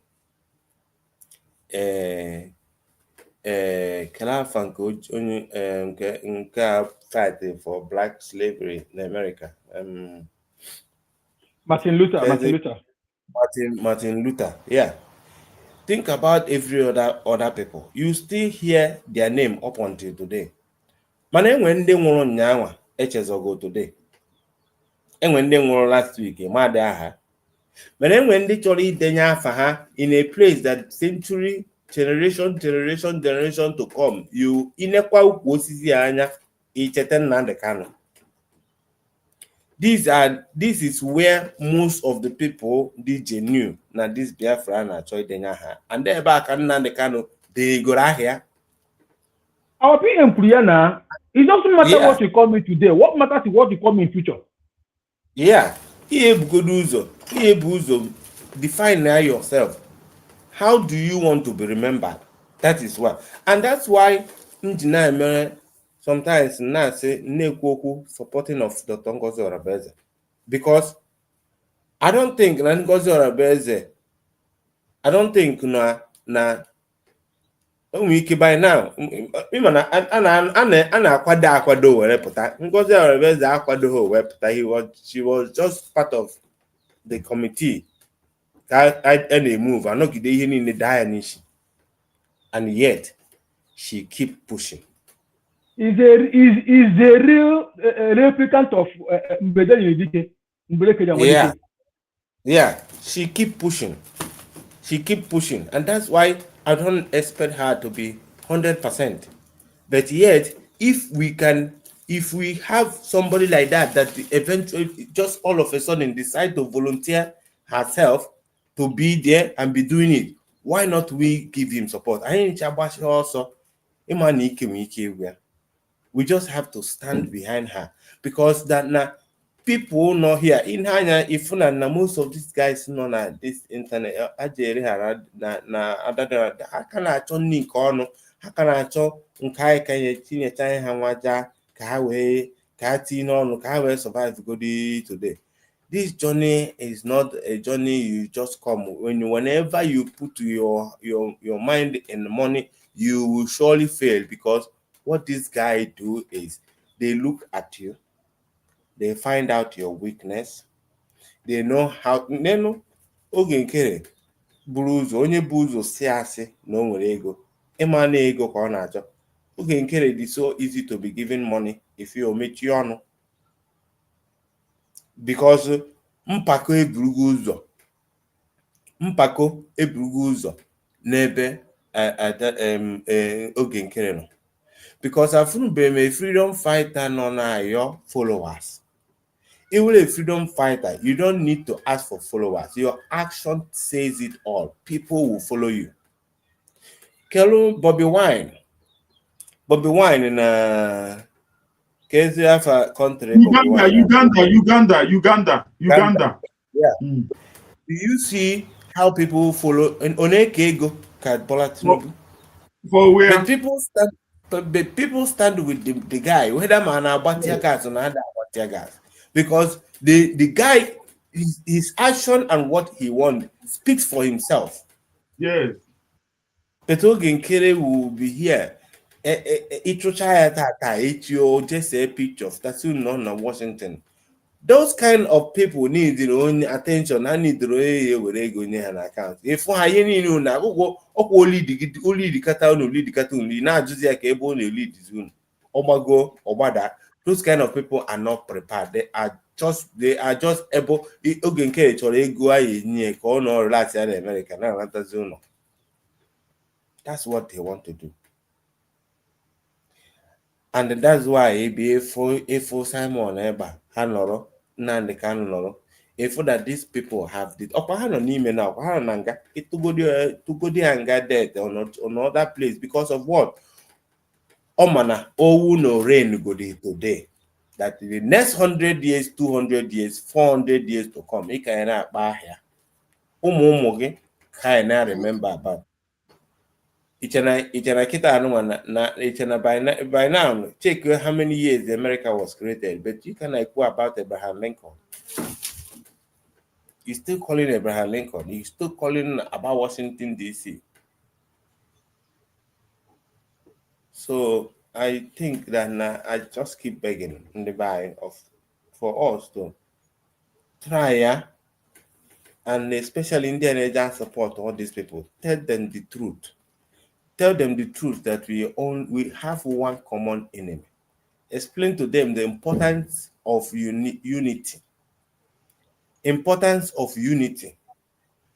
And you come on or drop or whatever it is that is the problem between you and Onya, and let's face that particular thing. Because in for that now before I work in the whole Nigerian citizen from going to America, yeah. Upon the buy on their military. Upon the buy on their most of their hospital. Upon the buy on the buy so cause ihe niile a na-ekwu Islam na-achị take over. Mmadụ one ndị Hausa na-eje America eje alụ ọrụ. Ofu aka rụtara mmanụ ya osu aka niile na ofu aka rụtara mmanụ. Ndị Fulani na-eje America eje arụ ọrụ. Ọtali mmụọ na-agarụ ndị dịse nke ha na-akpọ ya ndị politicians, if you don't know. Yeah, on the position ka ọ na-eje mana citizens dị involved now. Yes, na. So just aga nwụnụ dị again na. Ọ na ọjọọ ma nwike. Nwa onye ya ejenwu dị a, ọ wụrụ because of gịnị? Ọ wụrụ ihe ndị na-akpụ isi ana kọsụ.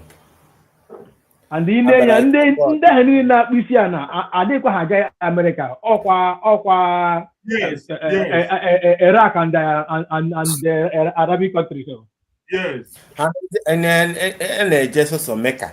Why that now all those refugees are there and asylum now here in Saudi Arabia? Why can't they go to where that place where their Muslim people are? But they have a mission to conquer where Christians are. Then Christmas, Christians in Ayokuzi Ayo. Christmas, Christians in Ayokuzi Ayo. They celebrate.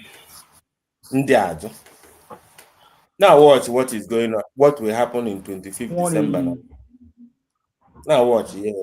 25th December, Nigeria. Higher military something. Higher military. How many are? Or last December or last 2 December? They did it. They did it. Well, we want car. All this is so visible of what they are planning or what they want to do. They go on the buy. Dalokwan kind of Japan. Ọsọ ụtụtụ ọma asa birikwo jene nwaanyị birikwo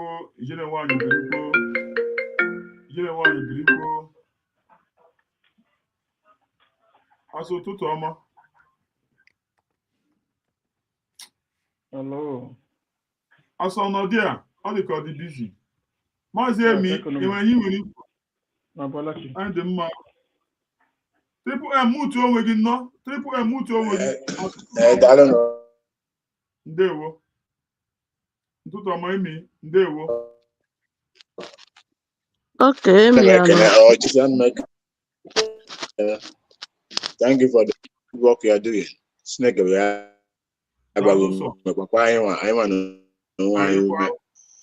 otu ọ ga na-ekenekwa asati na onye a na-ekene Antingo Odezi Akụm. Ee, anọkọtara m fụkwa agadi nwaanyị ya ebe a biko. Agadi nwaanyị a ọ chọghị respect onwe and onye ya respect onwe asị agadi anyị ama respect ya because onye akpọ agadi arụrụ ana ka ọ bụ. She cannot stop until of onwe n'ime ana 6 feet. Because Chineke na condemn go na condemn already. For her as an old woman, ifucha eziokwu bụdị ihu n'ala. So ọ bụrụ ife mere taa, Chukwu akpọgo n'ọkụ, Chineke abịa ma akpọgo n'ọkụ already. He's just saying rubbish.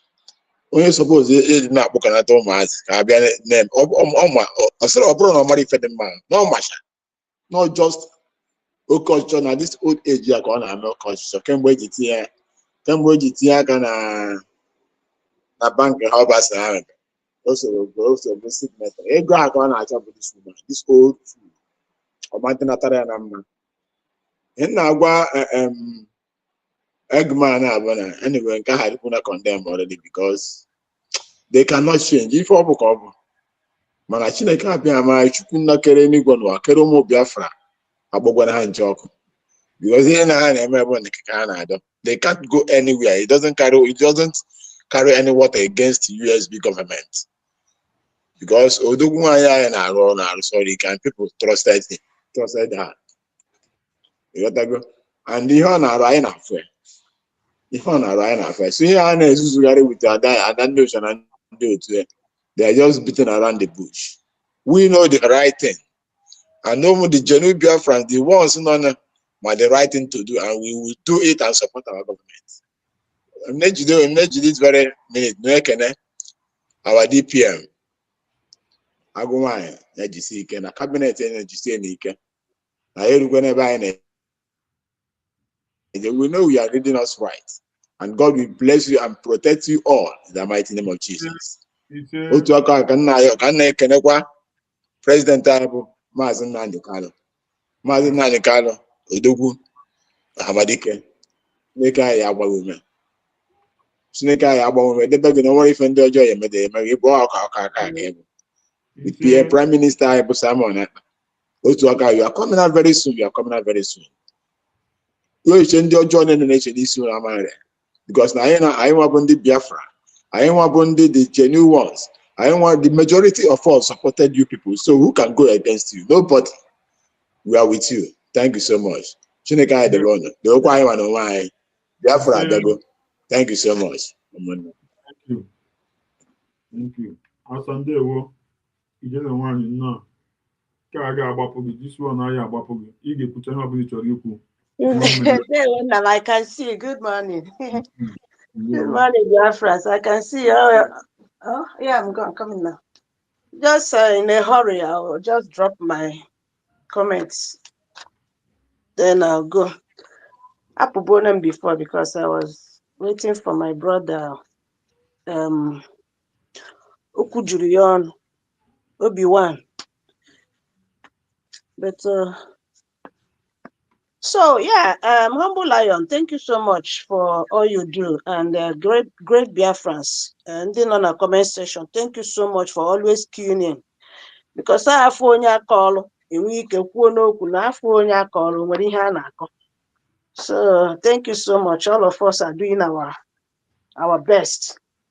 And the cry babies are out there crying big time. I wait for an hour and we go shape. To see Ogen Kerry coming out to look for address of Ndoga Pai. I'm very happy that last they can't hide it anymore. They are now showing their true self and vindicating us. We that have been saying that they were paid or they are being paid. They are agents of destruction to destroy what we are doing. listening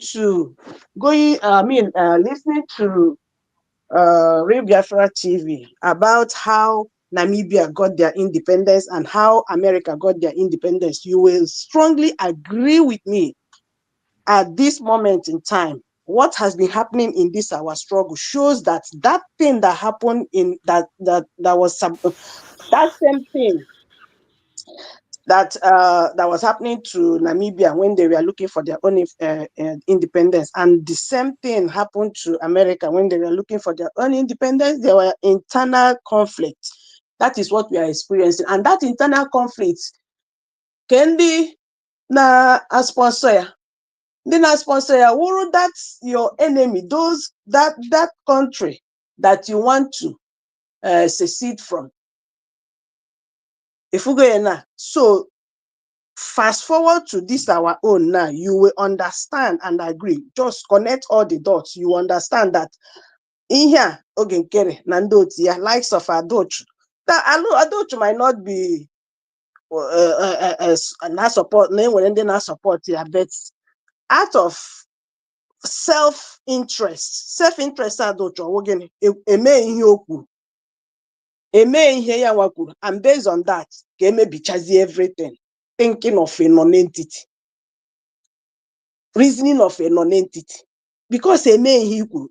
So maybe imagine we are in a role. He spend go so much millions in that your house, building the house. So because maybe one of the workers go and because of that, instead of you to support, maybe bring out some money, KG may amend that place, or to support. Listen to all of them, their suggestion, their opinion, how to maybe amend that place, maybe or something. It's easier because of that. Nige bring it down the whole house. Do you know how much million you are bringing down? This is exactly what Adoch maybe is doing, maybe her own or own sponsor, but because it take her decision up. Maybe suggestion or bring everything down. And the the worst fool among them all. Exactly. That in fact, people don't understand what freedom is all about. Freedom is not one-sided. Freedom is not what you will say that they must do your own. Otherwise, I'm coming. Divine, let's go. Otherwise, Mazi Nnamdi Kanu wouldn't have brought Mazi Simon Ekpa in this picture. Or but Mazi Nnamdi Kanu said, listen to Simon Ekpa. He is bringing a new dimension. Share his videos. Go and listen to him. This is the person that knows what freedom fighting is. Freedom fighting, you fight from every angle. Anybody that brings a good idea. Not that when you bring an idea, to you, it might be good, but to majority, maybe or will be time to do that. That's your own idea, that's your own opinion. You will pick offense, and because of that, basically, you will bring everything down. Likes of adult, So if Mazi Nnamdi Kanu is that kind of person, our PM, that's privilege. Our PM, that's wide audience, wide recognition for the whole Biafrans to go and listen to him. So calculate ya, connect all the dots. Know that in here know exactly what Real Biafra TV read the program yesterday. Exactly what happened to Namibia. People of South Africa, we are using their own to sabotage Namibia for their freedom. So who is sponsoring Ogenkere? This is not like allegedly. Honestly, this is not like allegedly. Listening to what Ogenkere is saying, does it have anything, any connection to do with how to get freedom? Does it have anything to do how to get freedom? No. The answer is big no. You know, how can you and when here in eager a present nothing new since Mazin Simon Eber put on the picture, nothing new to add as a value to this our struggle. All you can think of way for name more independent media personnel natural address. Ị ga-esikwa otu ahụ chọwakwa adreesị ndị one Nigeria ahụ na-criticize kwa ihe anyị na-eme. Look at you can't even look for those people. Ị bịa na-achọ ụmụnne gị ndị nke na-support for their freedom. Your problem wụrụ they don't believe in your own way of getting that freedom. But then when ndị nọ see that they against your total freedom, they against whatever you are doing to get your freedom. You are not looking for their address. They looking for the address of people that want freedom, supporting freedom. It's just that they don't believe in your own way of. I don't know if you people are getting me. I don't know if you are getting what I'm saying. So that will tell you more. That will tell you all you need to know about who Ogenkere is working for. That will tell you who they are working for. I'm just about going out now. Otherwise, I would have talked more. But then I will join you again. And I don't know why old woman, Mama, yeah, ọpụta n'ọzọ. Ọ dị ka efili maybe na side ha dị ka onweziri ka ọ dị. Ebi ya pụta bịa mee broadcast. Abi. But anyways, it's good that all these things in women shape. Can we cannot connect all the dots? This is the time to connect all those dots I know with allegedly. Now, I don't think I can it easy allegedly because everything is making sense now. Lara, Dalo. Imana, according to last speech, yeah, you on a here. Cause no ne can on your na tunyego na nke mana nke ngozi o mana before 02 kwase gị tinyezina na nke ngozi ona bugolf itinyezina na nke ngozi kita anụmanụ ọnụ ga afụ na nwe ihe ọwụ na push ka ndị mmadụ sori ya California nwana ọnụ agbagori ọsọ like what you just said now. Instead of Ogenkere je na-achọ ndị Nigeria address ndị Nigeria, okay, for that misplaced priority. Instead of je na-achọ address ndị Nigeria, that common enemy anyị nwere, ọ na-achọ address ndị ya na-ekwu ofu okwu Biafra. Ka ọ bụrụ na ọnyanwa Ogenkere, it's me, onye kwụrụ ọta kwatuo ya sọmụ weze ya kwọtọ. Instead, they cho address those people all my name and I am Biafra. On Naija cho ndị na blog ruo onwe ha na-eme ihe ime ihe ọma onwe ya akpọga afa. Onye ga-akpọga afa. Ndị ala. That's when. Ndewo Chukwu goziere ụmụnne m. The Civil War, still seeing what's going on. And I know what it takes with all my life experiences. I'm telling you guys today that if you're putting your money somewhere and you're not seeing the full dividend, you have to take a back step and then re-strategize. What are we seeing? What are the brigging? The money in the Natona brigging, what are they seeing? And let's call a spade a spade. What is CRC doing with the money? More than I contribute. Can you bring in with the money? More than I contribute. On our conenu. I name ID card na USB. Of over and I be apply passport. And so many other things. What is on I say over eating go anyway on age quack himself because when you check it since then I'm humble. We keep on wanting these people may go CRC and Briggy. Just what they have done combined. Nothing. So Indian had a 5-0 quarter. Kendi ọ na-arịfa asịrị ya mana anyway oji akwa awa ahụ mara onwe ka anyị na-egene ya ka a mara ebe ọ na-eje because na amaala eke sometimes how they indict themselves ha na-ekwu okwu ha mara onwe ha ka ha na-agwa. Yes. Nobody will blame you for putting your money, all the money you put in the past.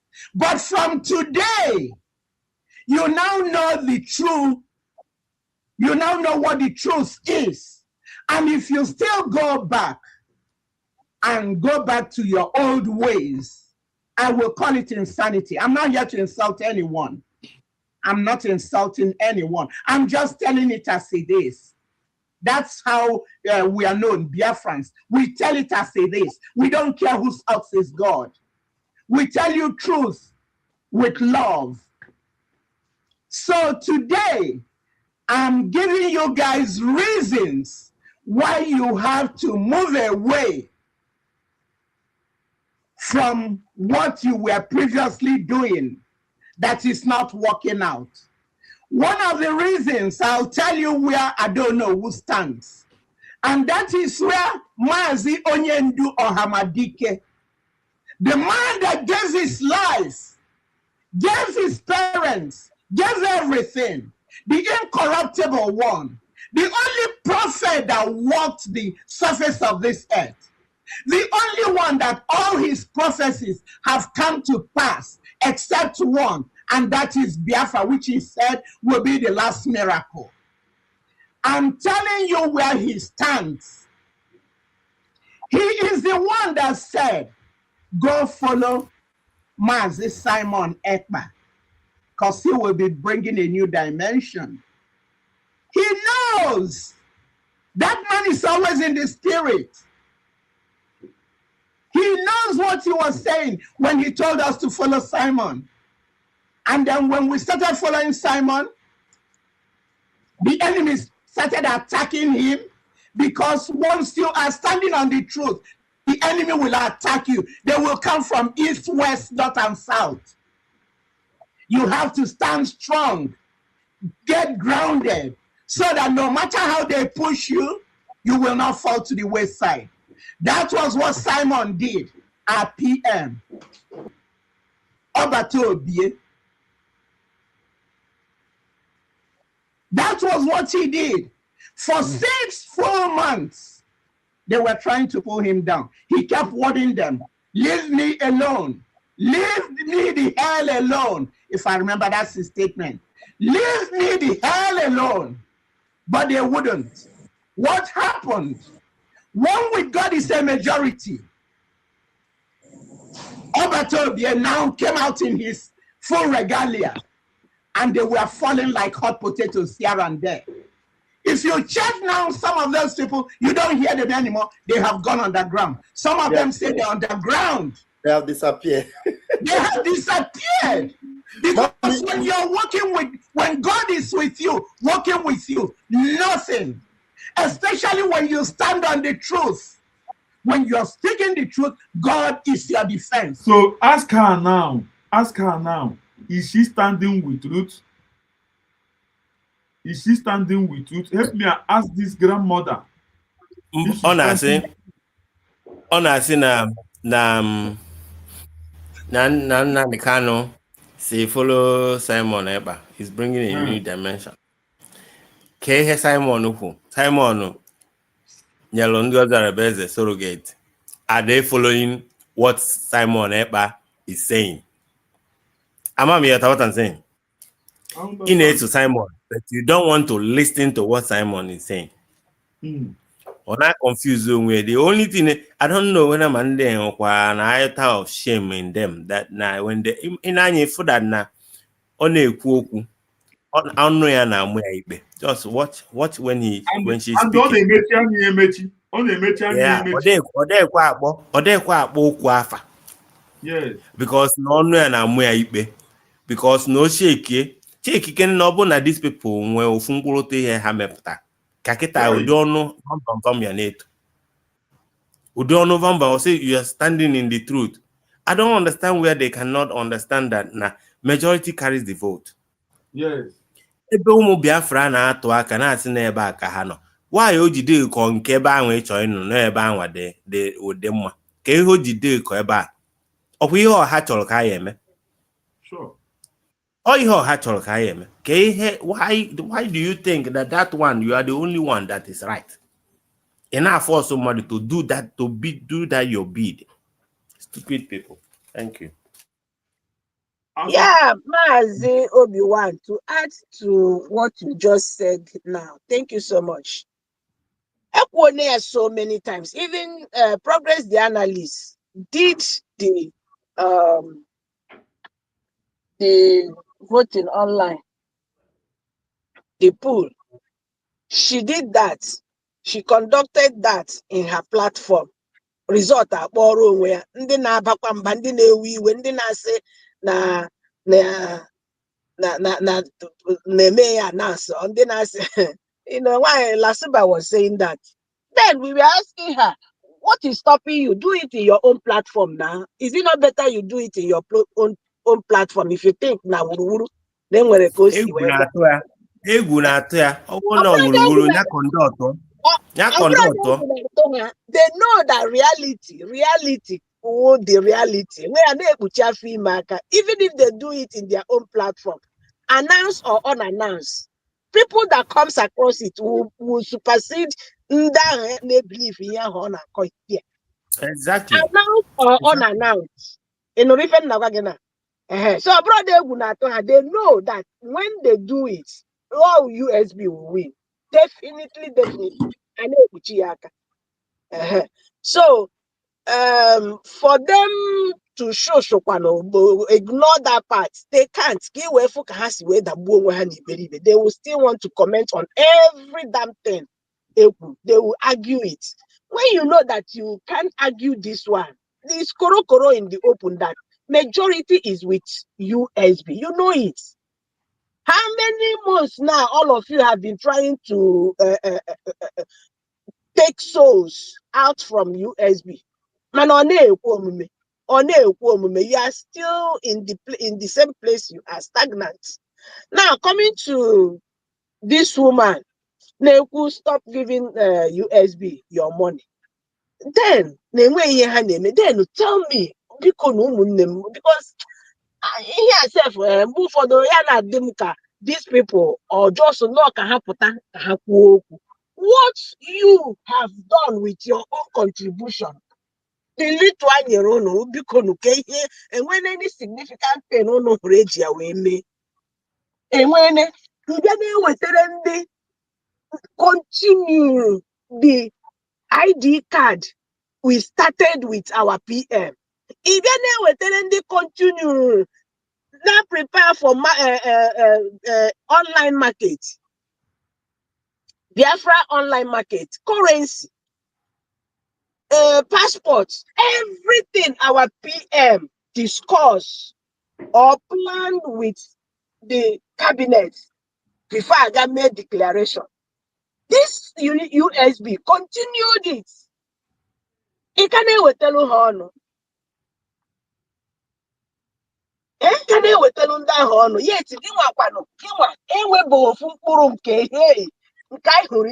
show that yes, you continued from where PM stopped.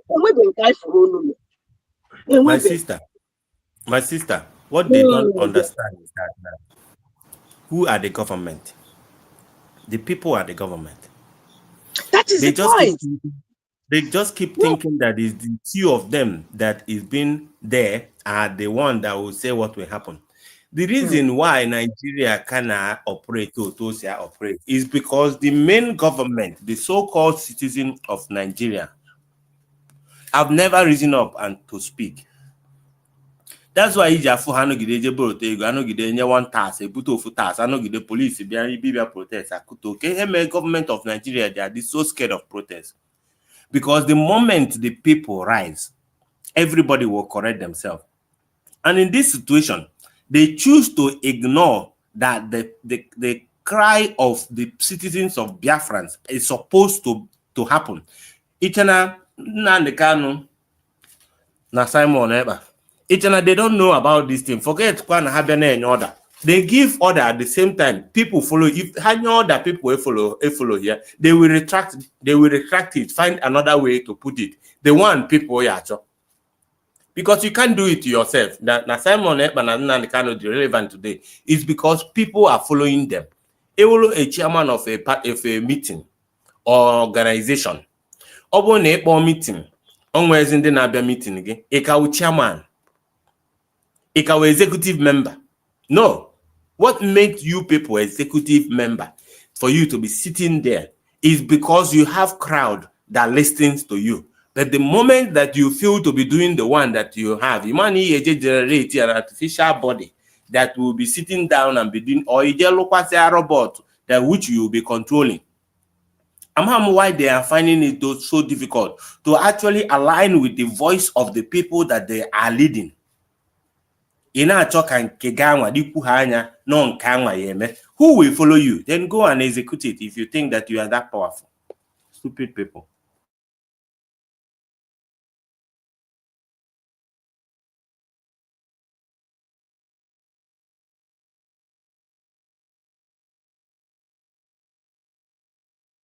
No matter, 1,000 will come on your right side, 10,000 on your left hand side, none will touch you. That's the indomitable word of God.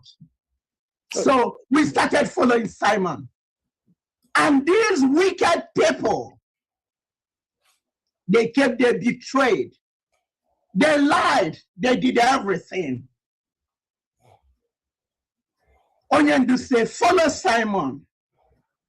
So when Simon was picked up, unfortunately, because the Bible said a man's worst enemy is the members of his household. The one that is closest to you, just like Judas, will be the one that will betray you. The one you dip in the same bowl to eat with, that's who will betray you. Okay, Because he knew a lot. Now, you listen to her, Biafrans. Onyendu said, follow Simon. Then what did Simon say? What did Simon say? Follow Ngozi. And you don't want to do that. Onyendu said, follow Simon. We followed Simon. And you can see the majority following Simon. Now, Simon says, follow Ngozi. And you see majority following Ngozi. And you that's supposed to know better, get against it. You are against it. Like my brother Obi-Wan rightfully said here, there have never been a time majority goes wrong. Never. In this our struggle, I have to go countless times. Anywhere you see majority supporting, one day, ever the truth. Just as I'm saying it now, just use your mind, go around now and check far back from the beginning. Just use your mind to go and check. Obokwana majority might not be wrong, but the reason why majority has to carry the vote is anyway any problem that putano na decision majority vote. They are capable. They have enough energy to sort it out. My brother, that's the thing I'm telling you now. Majority can never be wrong. You know why? Because of this thing you explained here. That is it. Group. And when issue, we come together and sort it out. And when even their little minority now, they will still have issue. They still have problems there. So majority can never be wrong. Because that's mistake. All of them are into it, and they will come together to sort it out. And the able majority, you will see mistakes turning out to be in their favor. Always. We have seen it in Mazi Simon Ekpa's leadership. You have seen it there now.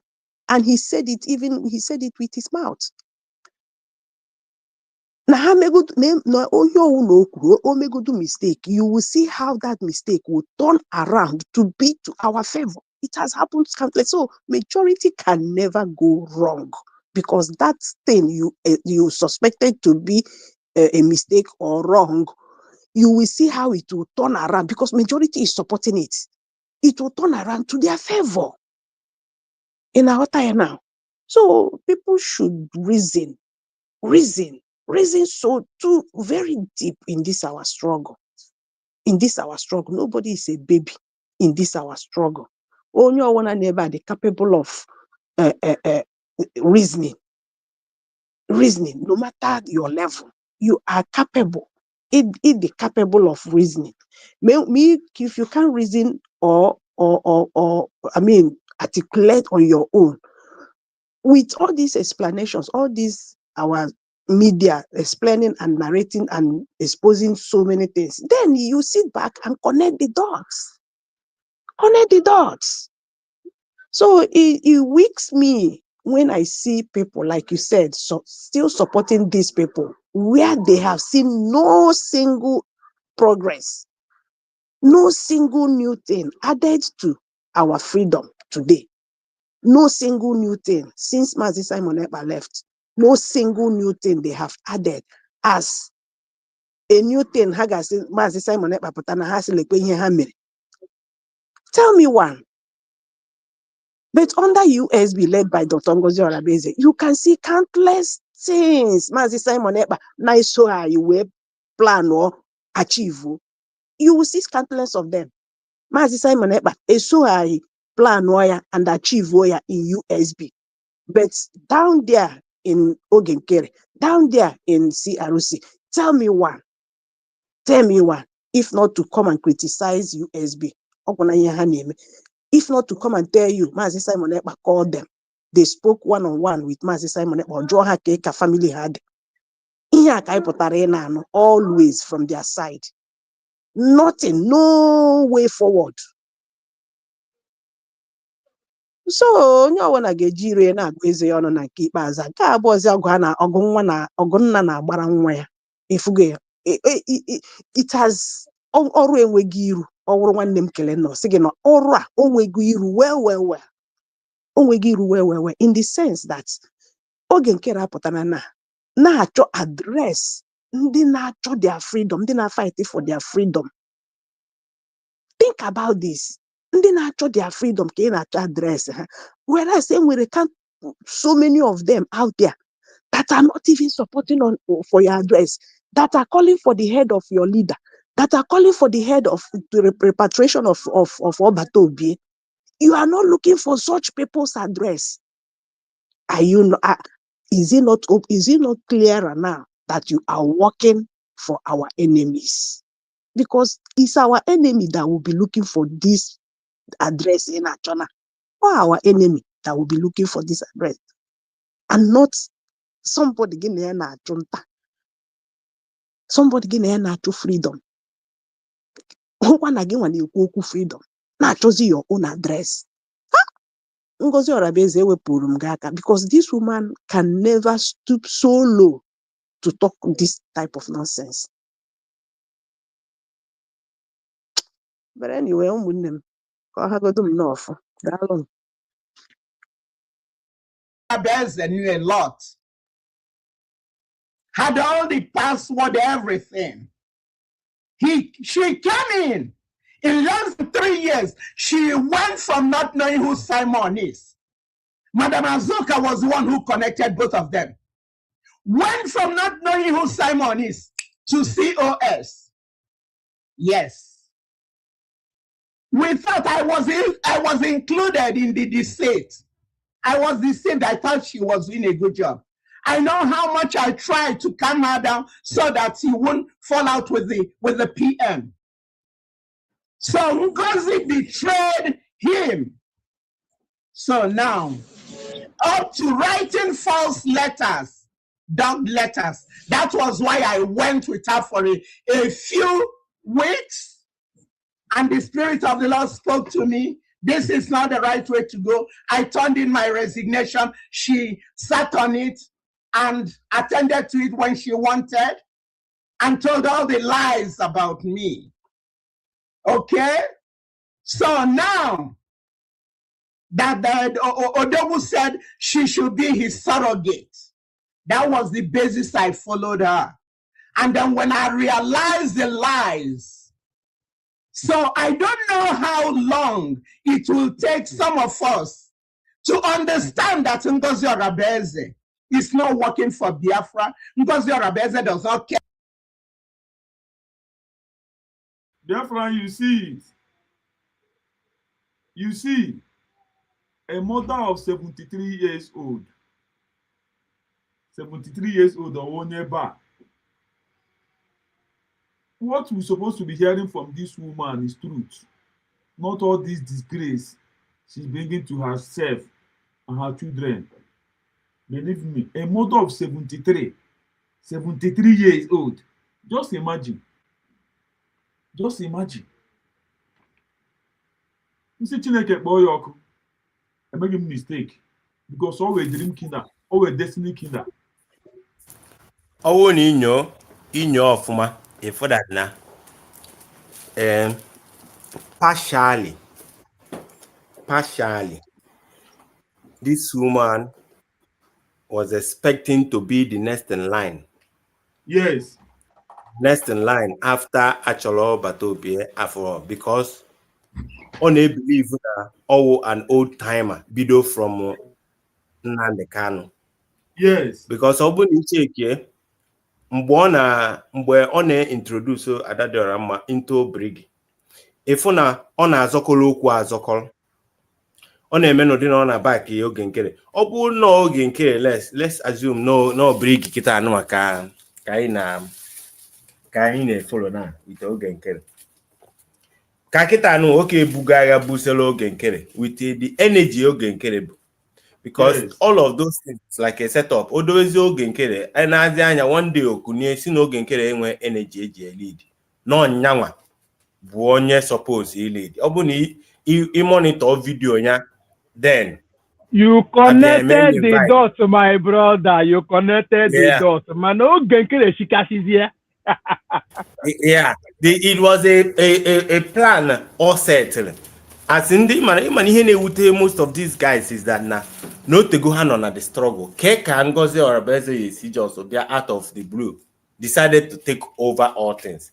So now no man okay, because only Solun Nnamdi Kanu, so Simon Ekpa, man okay we had that energy to lead, but yet they are pushing him.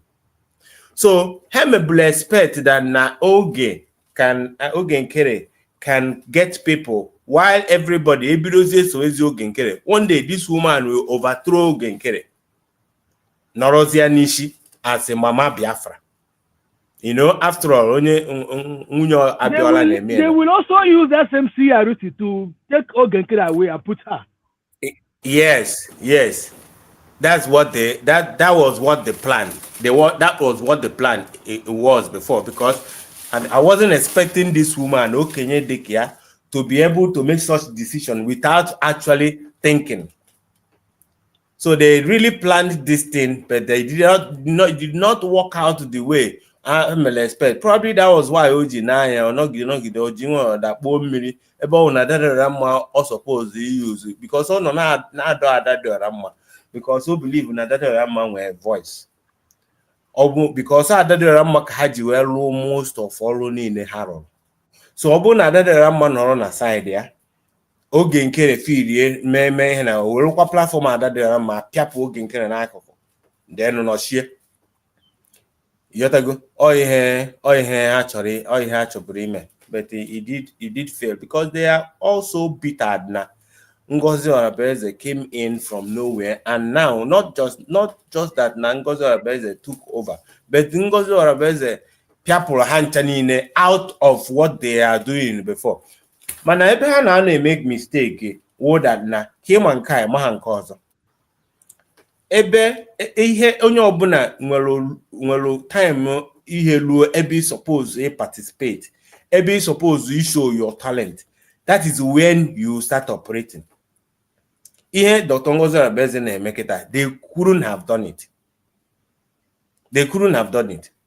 And the same mentality this one is the same mentality all those people they lead in Nigeria because all of them are old. All of them, not Nigeria government, all of them are old. They just keep recycling themselves,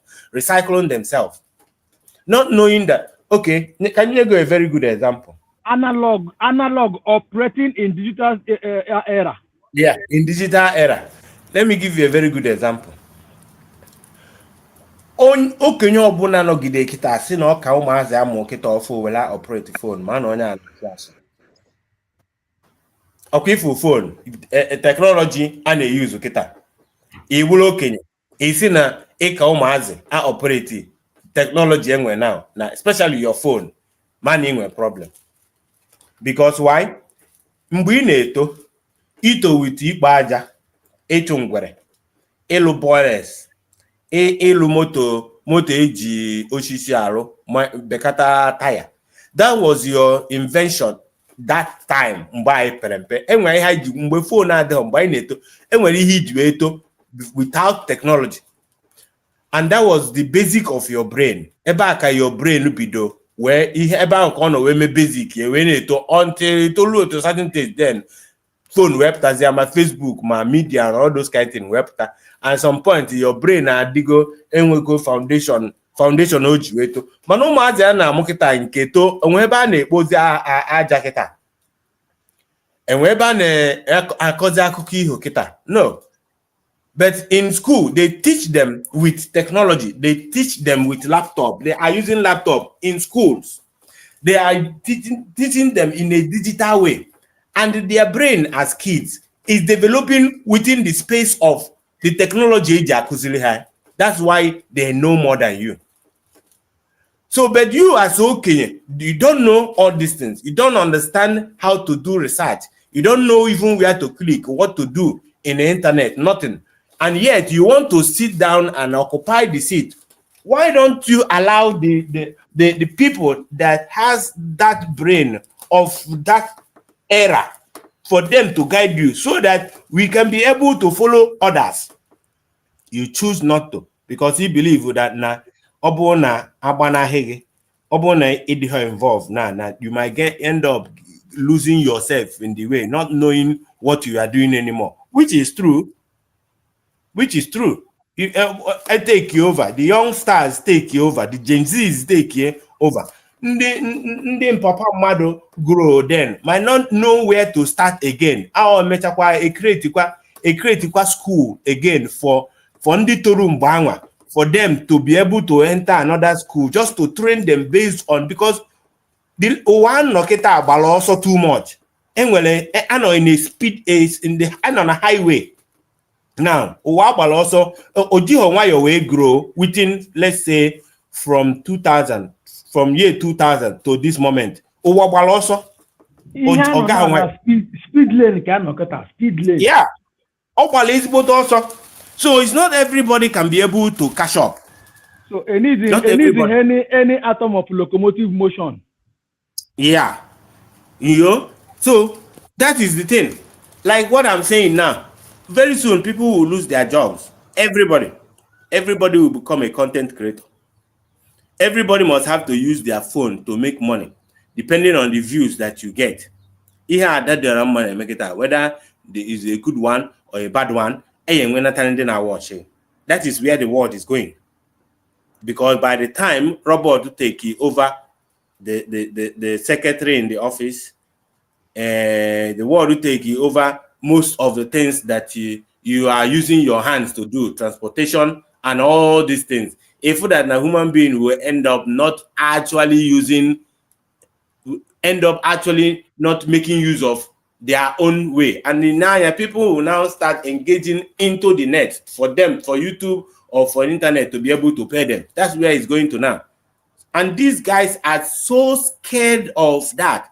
And the more you really want to cling to power, the more you keep making mistakes, because the era now and the era you grew up. Thank you very much. Chino, welcome. Biafran TV, handsome man, nwoke ọma, ederewe John, ịmara mma nwoke ezuru opeka ọmị ụmụ nwanyị. Ndewo maazị. Ndewo. Humble and good morning from here. Good morning. And the From here. Ndị eziokwu nọ n'ụlọ, ana m anụ olu legend, ana m anụ olu Triple M. Obi-Wan. Anụkwa m olu Ijele Nwanyị, Asatina.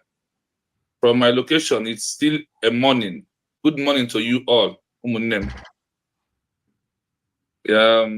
Ya dịrị anyị na mma. One after another.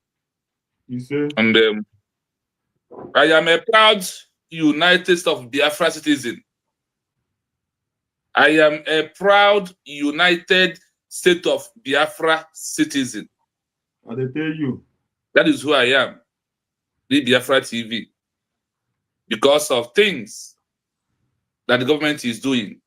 And also because of what Chukwuemeka Odumegwu stand for in 1967 to 1970. That he fought for Biafra to become a country. After that, when he traveled away to Ivory Coast, he stayed indoor for maximum 8 days, weeping, crying, pains, and being dramatized of his people, that they could not be able to achieve what they planned to achieve. And also because of the interest of Britain in our land, then it becomes fair. That is why I said that I am a proud Biafran. Through Mazi Nnamdi Kanu, the one and only president of the United States of Biafra, declared November 29, 2024, in Lahti, Finland. That is where it happened.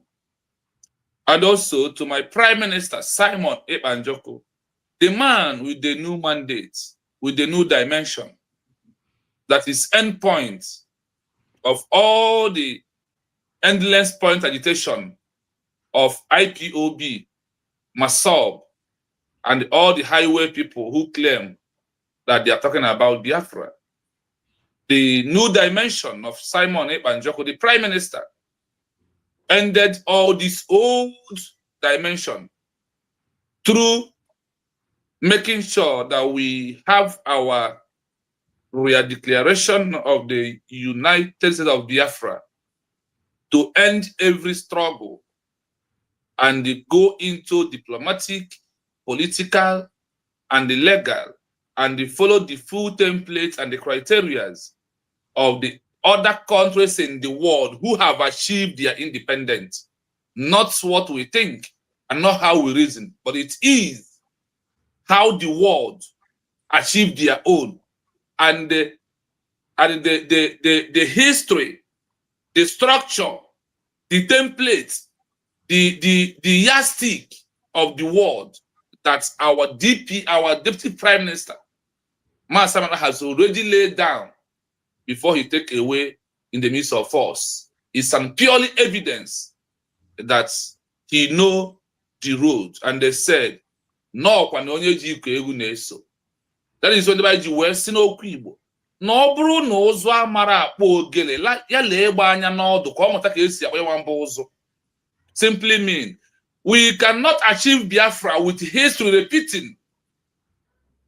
And because of the country where we come out from, we are denied us access of knowing history. Like I said, I was entering JS1 when Nigeria abolished history in school. Nigeria, like what of our sister Adobe said yesterday. Now a British man said that Nigeria destroys their citizens by themselves, by a lot of things that be removed into Nigeria. So my people, in the movement that we're into, it's no longer to use armed struggle openly, but it is to use it under self-determination to protect our land when enemies enter. That is called defense. Then you, the Biafra military, must rise up to defend the land because you are in your own territory. You did not move away to your territory. That is why it is. And you at all costs must defend your land. Despite that the law of the international community sound two ways. When it's come to whites, self-determination become an inalienable right. Immediately. But when it's come to we, it becomes an offense. They will now allow us, for Nigeria, to use their law to judge us, sentence us, torture us, put us under kind of inhuman abuses of human rights. But we are here today to let the world know that Biafra has been re-declared. We have gone that process that America went in 1776. That is where we are. We have also on that journey of south of Finland to get their independence as a country. Now, coming back to Bangladesh, we are on that process. We are on the process of India through Maghandi. We are also in the process of all the African continents that got their independence through government in exile. Example, Namibia. Example, Mozambique. Example, Eritrea. Example, South Africa on their own through apartheid regime, who later take over South Africa, was in exile. And more examples are there. So we are facing that lane of that now that we have officially re-declared our lost country, claim our right and possess our possession back, that we as a Biafran people stand on the mandate of our declaration. As a child, for borrowing a word from our sister Ijele Wine, a child of necessity, and the certificate has been ringing into the entire community of the world that Biafra is the only solution for ongoing genocide, ongoing rights of abuse, ongoing intimidation, ongoing abuse of intimidation, kidnapping, and the economy that are very useless, that cannot be able to allow the citizens to eat 3 square meals in a day, that could not be able to allow them to go to good school, no good hospital, no good road, nothing good that is coming out from Nigeria. That is why what Chukwuemeka Odumegwu Ojukwu saw in 1967 to 1970 that made him to fight for the rights of every black man is what is happening today. That's why America designated Nigeria first on account of particular concern, second, ban Nigeria people to enter into their area. Then we, Biafran people, we have removed ourselves from the ban because I am not a Nigerian. By birth, I am a Biafran, and I have gone back with my government right now. That is the legal of the movement of having a new country. And that also diplomatic, political pressure, and all they are doing right now to join them, and also believe in the UN adopted charter of new modern fighting arsenal of secession that leads to a new country independency. We stand on that Article 4 in bracket 2 of the UN Charter to possess our possession by dropping armed struggle, and believe in diplomatic, political, legal, and the pressure that we are using social media to put to the world on notice that we are here looking for what America seek for in the year 1777. That's after a year and 6 months of America declaration that Morocco was first country ever in the world that recognized America as a country, seconded by France. After 1 year, France recognized America. France turned back to sign treaty and sign military alliance with America. And what happened? They give America back equipment that leads for them to chase away the British military. And today, America that Morocco recognized are #1 in the world, and also the best country that every human being want to travel into. But this is a country that's Morocco recognized. And what again? France. We are there on that criteria of Montevideo Convention of 1933, maintaining the 4 criteria that we have overmet. Number one, a permanent population, divine territory, effective government, and the capacity to enter into agreements and relationship with other countries in the world. We are here calling on America, calling on Israel. Canada, you have to come back again. Sweden, you must come back again. Australia, Korea. We are calling on all of you to know that the inhuman treatment that they said under the UN Charter of Self-Determination, that when you have faced all this and denying position in the present country, that is leads to final point of what? Making a declaration of a new country by walking away and denounce the present country. That is where we are today, Biafran people, and we are not going back. I want us to also to attach to the present program of Humble Lion, the so-called woman, I don't know when they said when a man is getting woman or a man is getting old, that he must say the truth at all time, but they are lying. I want to inform her to know that when America make their independence, make the declaration of the independence of United States of America, where this old liar devilish woman is today, to know that America has 3 groups, but there is a name called, because America have 13 states, like we, Biafra, have 14 states that's made up of United States of Biafra. We have 40. America only have 13.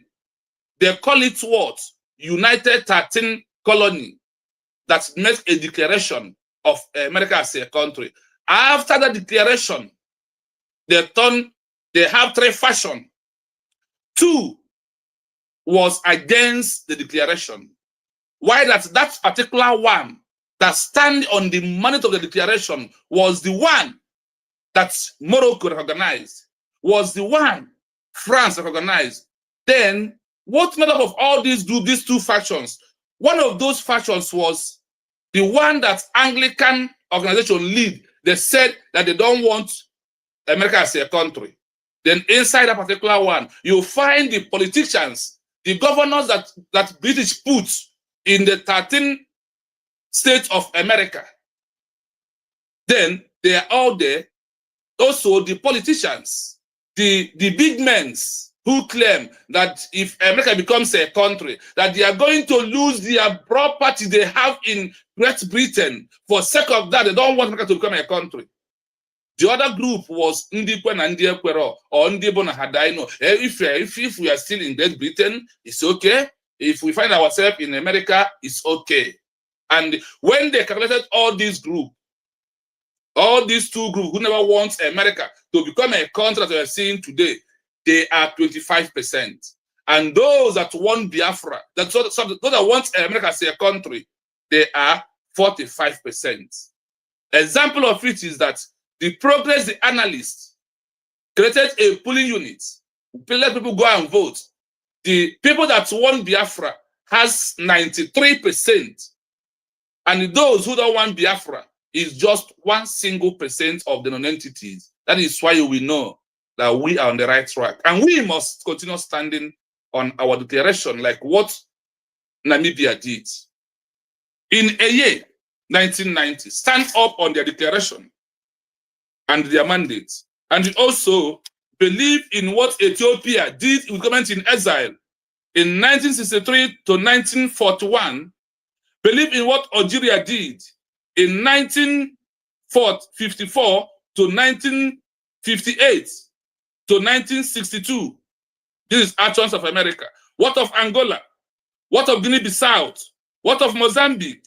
What of Namibia, Zambia, and Eritrea? And name many of them made their declaration to government in exile.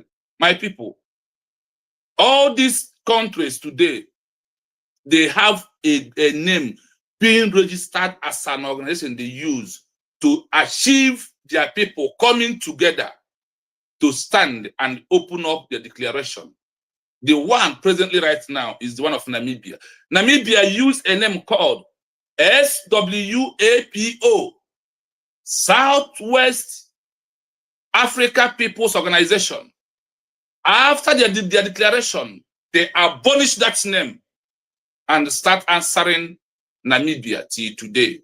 So when you see all these shenanigan people that are making noise, claiming who they are not, and no queen, never has no cardi, I don't know who the old fool, evil woman in our midst, claiming that she knows what she's doing. Mazin Nanekano told us we must follow Simon Ebanjoko. Obato Biasanaba told us, Ngozi Orabeze, you are the COS, you are the surrogate. Protect the mandate. The mandate is what? Real declaration of United States of Biafra. Whether you like it or not, that is where we are.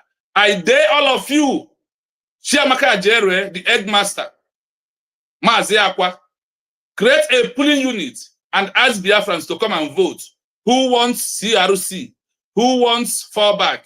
And who wants United States of Biafra? I challenge all of you, both IPOB. Let us see those who want United States of Biafra as a country and those who want to remain with endless agitation that has no meaning. That the world will see IPOB as one of the, they see them as the I number 10, as one of the most deadliest agitation group that's agitating under self-determination, internal, that Nigeria political solution can only solve their problem, not external.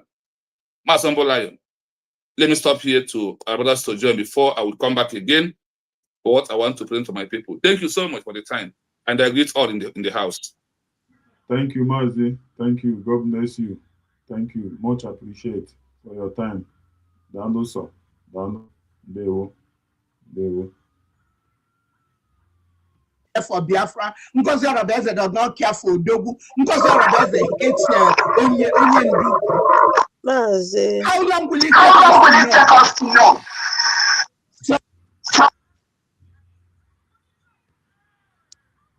Okay.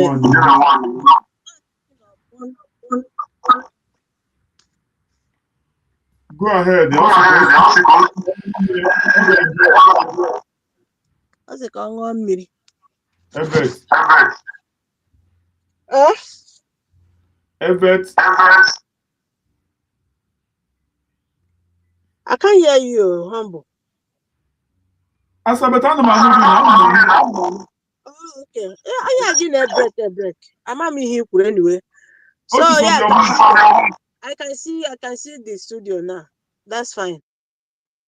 Okay, so yeah, Real Biafra TV.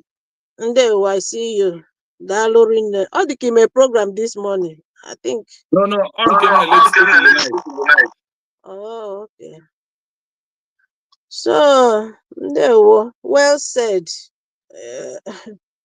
I really bless the day you took it upon yourself to toe this lane because this is exactly what is needed at this stage. People are like, Biafra, is Biafra cost? Are we going to get this? I don't know that already they have gotten it. Mmadụ ji ihe n'aka na-achọ ya. Akịghọta. Mmadụ ji ihe n'aka na-achọ ya. Ọ ihe ọ dịzi ka ya now. Yata. So I thank God for the day.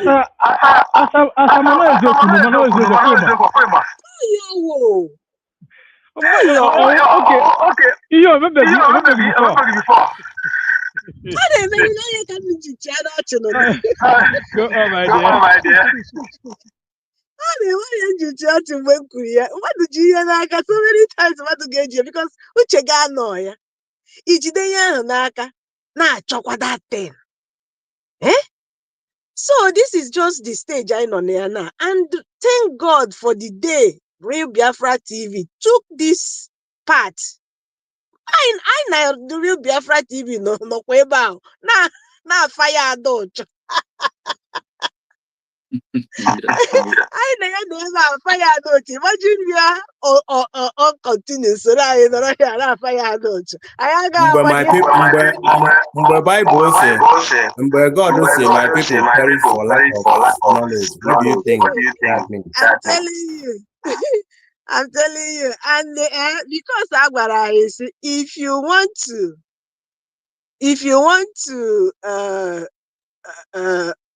if you don't want Africans to be liberated or Indishoji to be liberated, when they hide that information in writing because they are ready to go and research. And then you can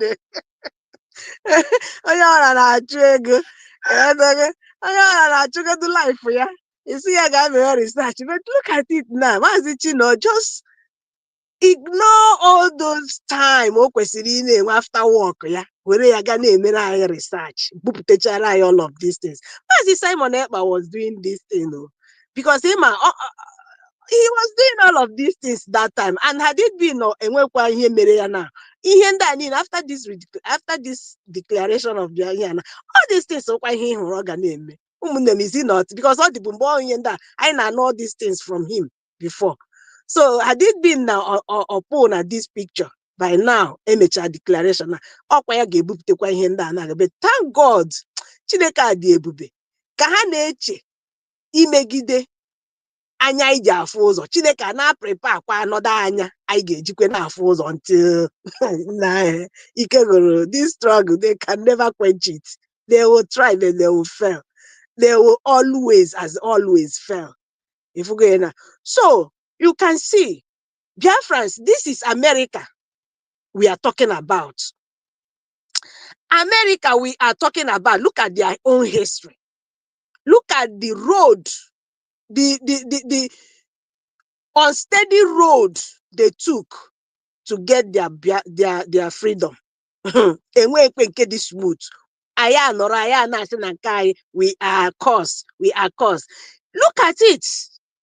It wasn't easy, but they continued pushing non-stop, irrespective of all the ups and downs, in-house enemies. They continued pushing. Imagine in-house enemies stop.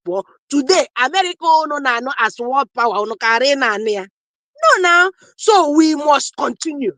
That is what I'm saying here. We must continue. They go that freedom naka. Some people are choya. We thank God that we insisted, we that are still standing with USB, we insisted that and we must push to the last destination. We must push to the last destination. America did it. Namibia did it. Despite all the crooked things passed through, they continued today our country. If we go, just maintain this USB, supporting you this USB. That is the way to go. That is the way forward. That is the right path to this final destination.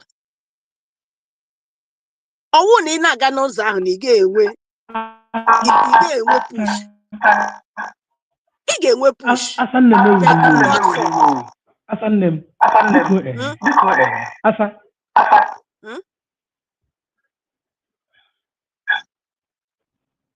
Is it triple M? I can hear you. Am I coming out? Yeah. Yeah, name.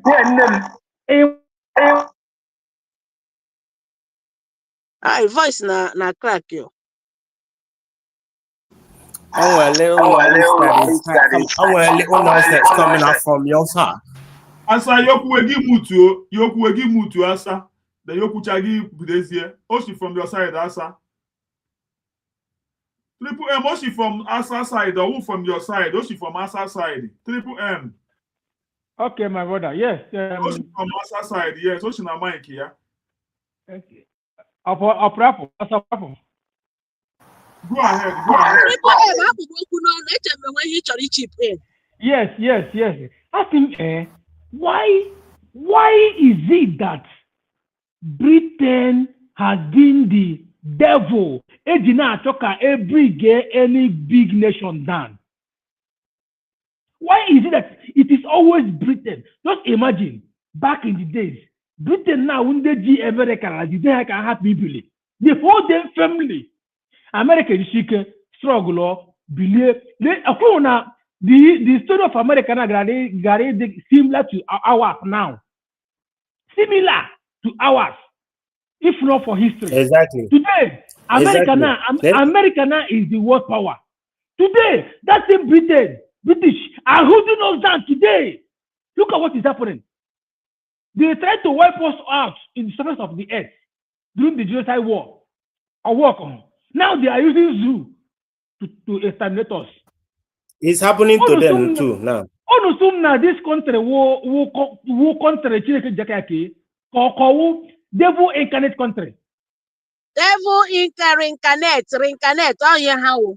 Go on. So yeah, my brother, thank you so much. Thank you so much. So Biafran people, onye gwara amara na nụ na ntị m aka nke unu.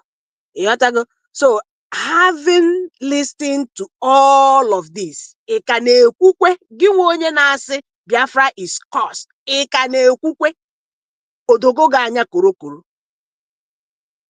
Was America cursed? Okay, even if they were cursed, how was it the world power now? Even if all rotation, all not here rate onye the cost. Is it not the same thing happened to America that we are experiencing? We are their cost. So even if you term it as they were cost, one world power. On how on the next set to cases na countries now. If you now, so we must continue. We must continue. We must continue. America working how many millions on the process of getting fighting for their freedom. We must continue. Why is your child Can you listen to this? Ojisikaro Munnaya, Ejiringuzus in cabinet. Ugo 247. Can you listen to this?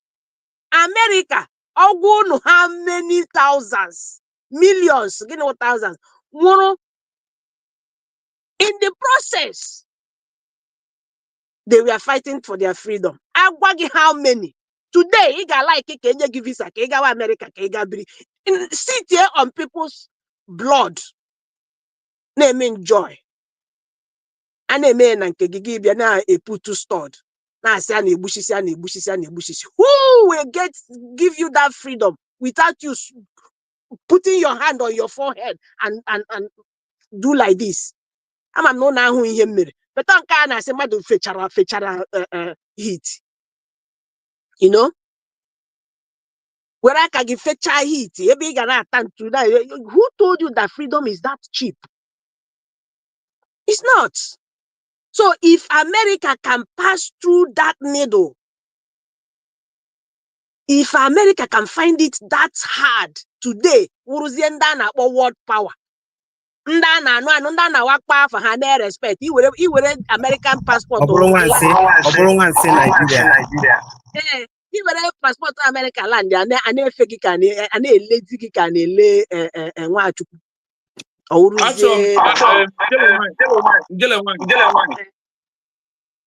me add this to your voice.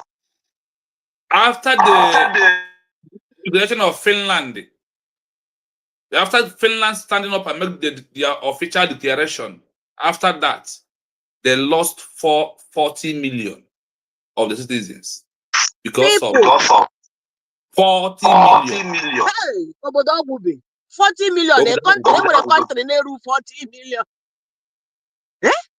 If we were a country today, Amama Island, I'm no Haruku 40 million. You see, a number that can make a country. They lost it, yet they continued. They did not stop. They did not say, hey, Buchashana, yo. Therefore, when you stop, you are the loser. The joy again. You stop on halfway. Freedom, e.g. Because of the freedom. E.g. Who lost? So we from my preaching today, we must continue. All these shenanigans, it's obvious now, it's no more allegedly. Now, knowingly or unknowingly. One day once we talk, or wanna go with sweet talking. I promise you something again, you may beg. I want now go. I wanna go be that. Because he may hoping for that thing. Hoping for that thing. Because if you serve if you achieve the promises, the agreement, sorry. If you achieve it, then when they have, because agreement is agreement, but sometimes you will not even get it, or you may achieve it when they have second target. So if we send you to go and betray your people, you can do that. I say again, happen. Some can do like that. Yeah, will pay back. Nemesis, karma. If you get now. So Biafra, this Biafra we are looking for is not cost, and there is nothing happened to that name Biafra, because so many people now not the opinion. Let's change the name.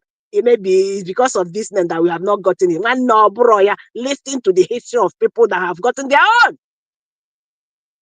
And when Kebagidere see now the name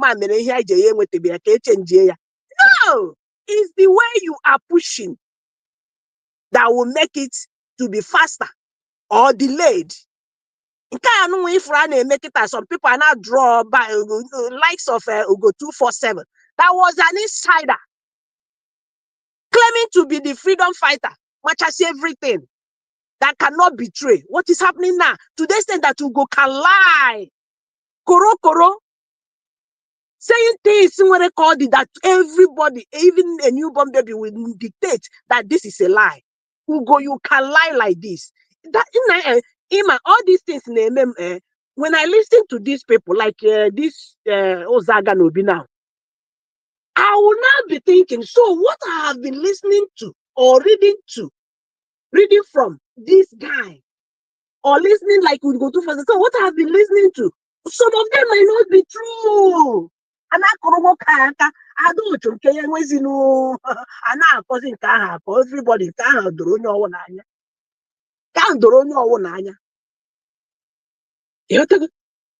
so this thing will bring you, will bring you very, very, very, very low. That people will start thinking, so here Negebugi since 2021, 2020, so go, so this is how you lie. Because now you can lie without remorse. All in the name, in a wee way. In a wee way, only in a way, he's not even noticing you. Only in a very way noticing. Today, now, he got her speech. She will still come and smiling. When you come out to talk, we go stand this in front of the mirror and look at how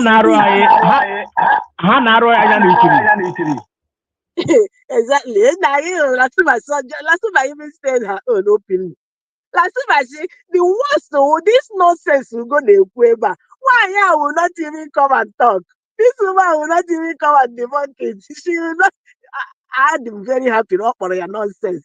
Retreat her speech. Okay, her statement. Say na ya nonsense because this woman will hear that boy. But all exactly here because this nonsense will go to Kuya. The worst this woman, this woman, that this woman will not even say debunk it. This one will not say anything about it. One no to a case is your enemy. Obia so at this juncture, Dr. Ngozi, please ignore these people. If you respond to them, allow us to do the responding. You can see it. You not responding to them.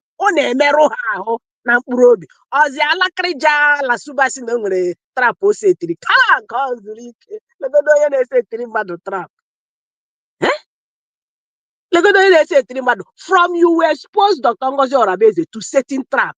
So as the trap using exposition, okay? You are making up your exposition now. You said you were exposed that you will drag her down, you will do this, you will do that. Everything you saw during the time in on a cabinet, you are coming out to vomit all of them. You are coming out to say all of them out. Up till today, we are waiting, nothing. You set a trap. Na trap gave you your exposition. Na side.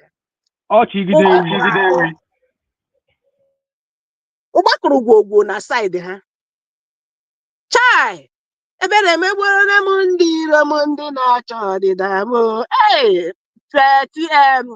triple M nna m bere n'olu anụ finish ere m ya. Ya gazie nwanyị ọma, ya gazie nwanyị ọma nne m.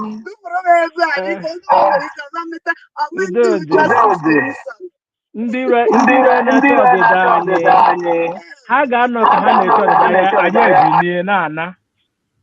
They can't see us. Honestly, they can't see us.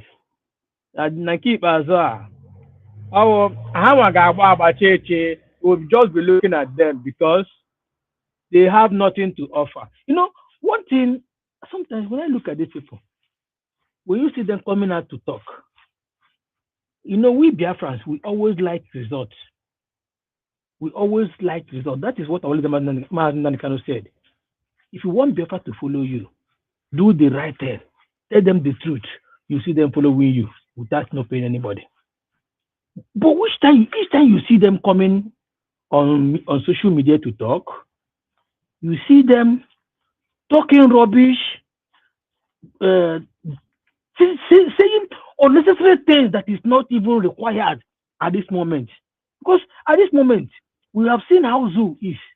What you expect from your so-called leader, the people, you know, leading you, is to tell you the plans you have against our common enemy and the way forward. But instead, you see them coming out to be yabbing rubbish. One day, my happiness, you know, one thing that gives me joy in all these things, how could you how got your offer? I know pray he say, more na atụgharị ha. Onye mmụọ chụwara ya sị ngozi ọrịa na chi ya lekwe nwaanyị lekwe mama anyị na-enwebeghị taịm onwe ya mee ihe o kwesịrị ime ka anyị nwee ike lawa n'oge ga-abịa na-achọ onye na-enweghị biko onye na-achụ da Adaochu ka edi uru Adaochu bara o nwere enete na Adaochu na-akọntributu Adaochu na ọwụ ewu Nigeria na-achọ Adaochu na ha chụga ya ka stop ya ka ha pụta Biafra. What Adaochu have to offer? Oh, ndị ha na anyị maka na nke ikpeazụ a ọkwa ọtala anyị na-apịa ọkwa ha na-apịa ọ bụ ha na-apịa. Humble, are you there? Go on, my brother. Move. Yeah, my brother. Maazị Chino. Yeah, you said that you don't want to pin the account number. Yeah. For the gadgets. Yes. But your number, and when you keep in Union. Yes. Yeah,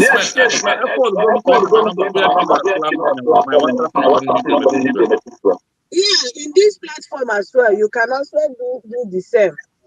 Because we really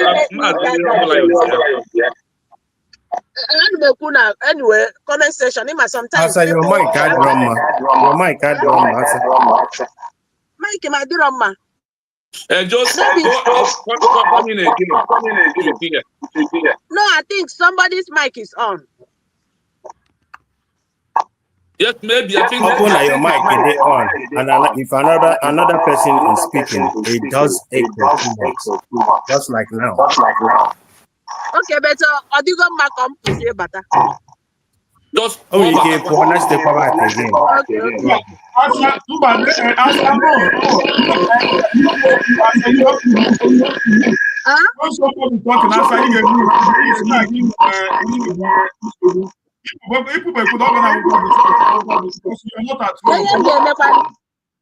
Mmadụ na-ekwu okwu gị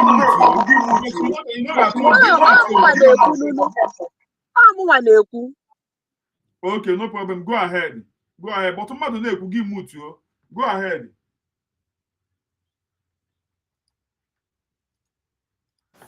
Man, I suppose already like that now. Like in come the on now. Anybody On can outside, speak, on but it's not outside, clear. on In outside, the on more that they are on, on outside, and all the very on clear. outside. She's Yeah, and not all at the home. very clear. She's not at Okay, home. Also, no. That's also the Before Nadia, I want to pass a another message. gadget beside her. I want to pass a message. Please, my fellow Biafrans under USB, I have a debate on Monday on why NGWave support by US government with all my full force from Obi-Wan Ndigo. You have scheduled that debate. Yeah, what a debate on behalf of the IPOB, called a debate on behalf of. So, can debate? Yeah, can the best way, and after this declaration, O2 us go and go to the government Sahana use armed struggle. Why about the best way? So we should have that program on exactly on Monday, 10 o'clock Biafran time. Can the program get host? 10 o'clock PM or AM? AM morning by that exactly this hour Biafran time, 10 o'clock in the morning. Okay. All that's fine. That's yeah. fine. So we are going to Obi-Wan watch Baba. Yes. No, I know where I want to go because he connected me. Because I was him na one ajụ ma ọ bụzikwa mụ ya ma na-ekwuzi okwu na nke nwere onye ọzọ.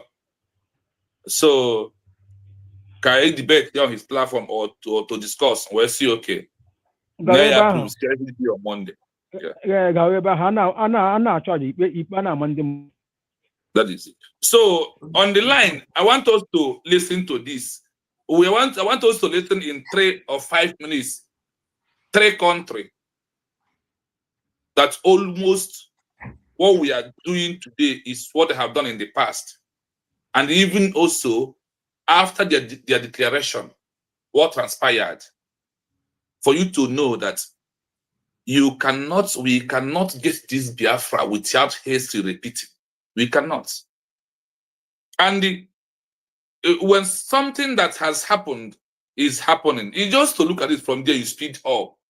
And I believe in our own Igbo adage. No bruma to uzo site, ne bi uzi enwe mkpọmkpọ ite. And now also, ndị anyị sikwa n'otu aka nkwa, ọ bụrụ na mmadụ amaghị ụzọ esi eje ebe mmiri dị, ụzọ mmiri, ya soro ndị anyị na-akpị ya mkpọkọrọ eju, azụ eju ka ọ fụ ụzọ mmiri jeshuru mmiri.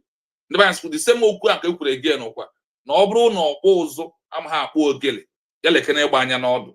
So all these things bụ a lay down okwu digo before us, and today na-eme happen n'ebe anyị nwa nọ. So proving na enweghịkwa ka anyị ga-esi wee mee ihe ahụ without jumping into all these full histories of the world that is going to repeat. And na I have checked it in and out n'okwu nwere onwe a. Enweghịkwa na nke m dị iche n'ime ahụ. Enweghịkwa. You must see a similar thing. That is why program na nke na shime na awụ 3 countries. E put through America there, put to Algeria, put to Namibia. This is how they put this document of those that have fought the same way that we are going through today. So why I'm doing this, that I want people to know one thing. The movement has changed, where people like, oh, in here is it Triple M said, na ketabo mazia I'm motra. Na kazi anya pi phone ebe a ka anụ ebe a na ebe ha na-asị gị na ejeka m ije kazi onye isi awụ ihe wee mara. That is where we are right now. That is what Bata Obi eji wee pụta under 5 years. Look at the achievement and go and look at the achievement of IPOB over all these years, over 2 decades, which is over 24 years in general of the way I calculate on my own, that nothing has been achieved. We are into endless agitation, protests, causing civil unrest, proving how we are non-state at all time. But declaration automatically, under the eyes of the international community and international law, make you a state actor. And the international law guides and protects you because of what? The official declaration has signaled a legal approach of having a new country. So let us listen to this in a while. And we are listening to how many percent in the groups of America, how many who want America as a country and how many who don't want America as a country. We listen to also how many who want Algeria as a country and number who never want Algeria to become a country. And also who wants Namibia as a country and those who never wants Namibia as a country. All these percent numbers are in record, waiting for just go and look for it and bring it out to use it to compare. Now, when you take what I am going to prove out right now to what our progress analysis has already been done, our own case already meted a level of Namibia, Algeria, 99, 97% of those who want a new country and a small percent of those who never want a new country. So let us listen to it, because I don't have bigger time. I have just maybe 45 minutes to be here before I have to run out of my time for my job. So please, let's listen. The question is, where are the countries in the world that their road to the independence, that their people never wanted a new independence of their country? Listen to this. The short answer is no. While we often hear that the Declaration of Independence was unanimous, that only describes the official vote of the 13 colonial governments. Among the actual people living in America, the document was incredibly controversial and caused a bitter civil war. To understand how the United States actually felt, we have to look at it through three different lenses: the official vote, the divided public, and the other colonies that refused to join. 1. The official vote, not unanimous at first. When the Continental Congress first met to vote on independence in July 1776, the colonies were not in agreement. The holdouts. In a preliminary vote on July 1st, South Carolina and Pennsylvania actually voted no. The deadlocked Delaware was tied 1-1. One of their delegates, Caesar Rodney, had to ride 80 miles through a lightning storm to Philadelphia to cast the tie-breaking vote for independence. The abstention. New York didn't vote at all at first. Their delegates didn't have permission from their home government to say yes. The final result. It wasn't until July 19, 1776, that New York finally gave its approval, allowing the document to be retitled the Unanimous Declaration of the 13 United States of America. 2. The people. A rule of thirds. John Adams famously estimated that the American population was split into 3 roughly equal groups. Modern historians suggest the divide looked like this. Group, percentage. Stance on the Declaration. Patriots. Approximately 33%. Strongly supported independence and were willing to fight for it. Loyalists. Tories. Approximately 20% to 33%. Strongly opposed it.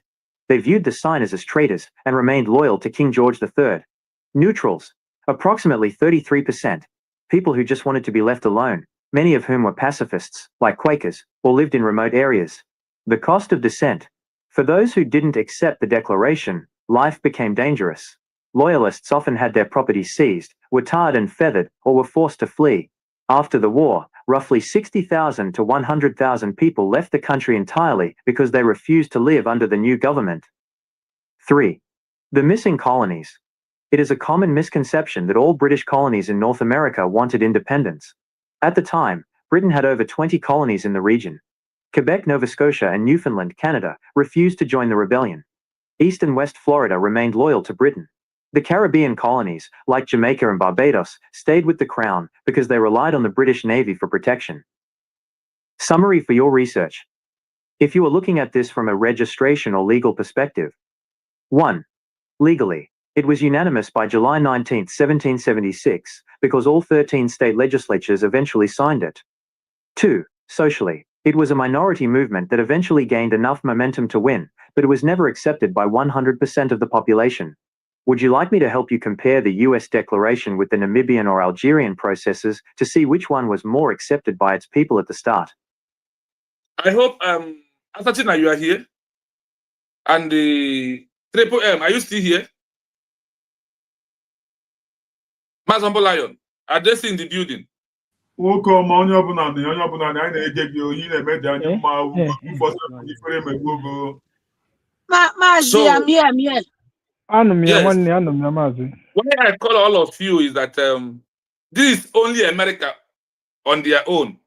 And you can hear a state that's in America that voted no. that they don't want America as a country. The south of America said no, they don't want. They don't want America to become a new country, to be free from Britain. They want to still remain under Britain. New York says in the first place said no.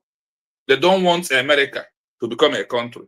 But where I want us to look at it that is why I said that anybody who stand on this, our declaration mandate, is the only one, when you had it here, that the declaration is the legal way of it, that any country who will come for recognition will come for. Look at America. America, they have what?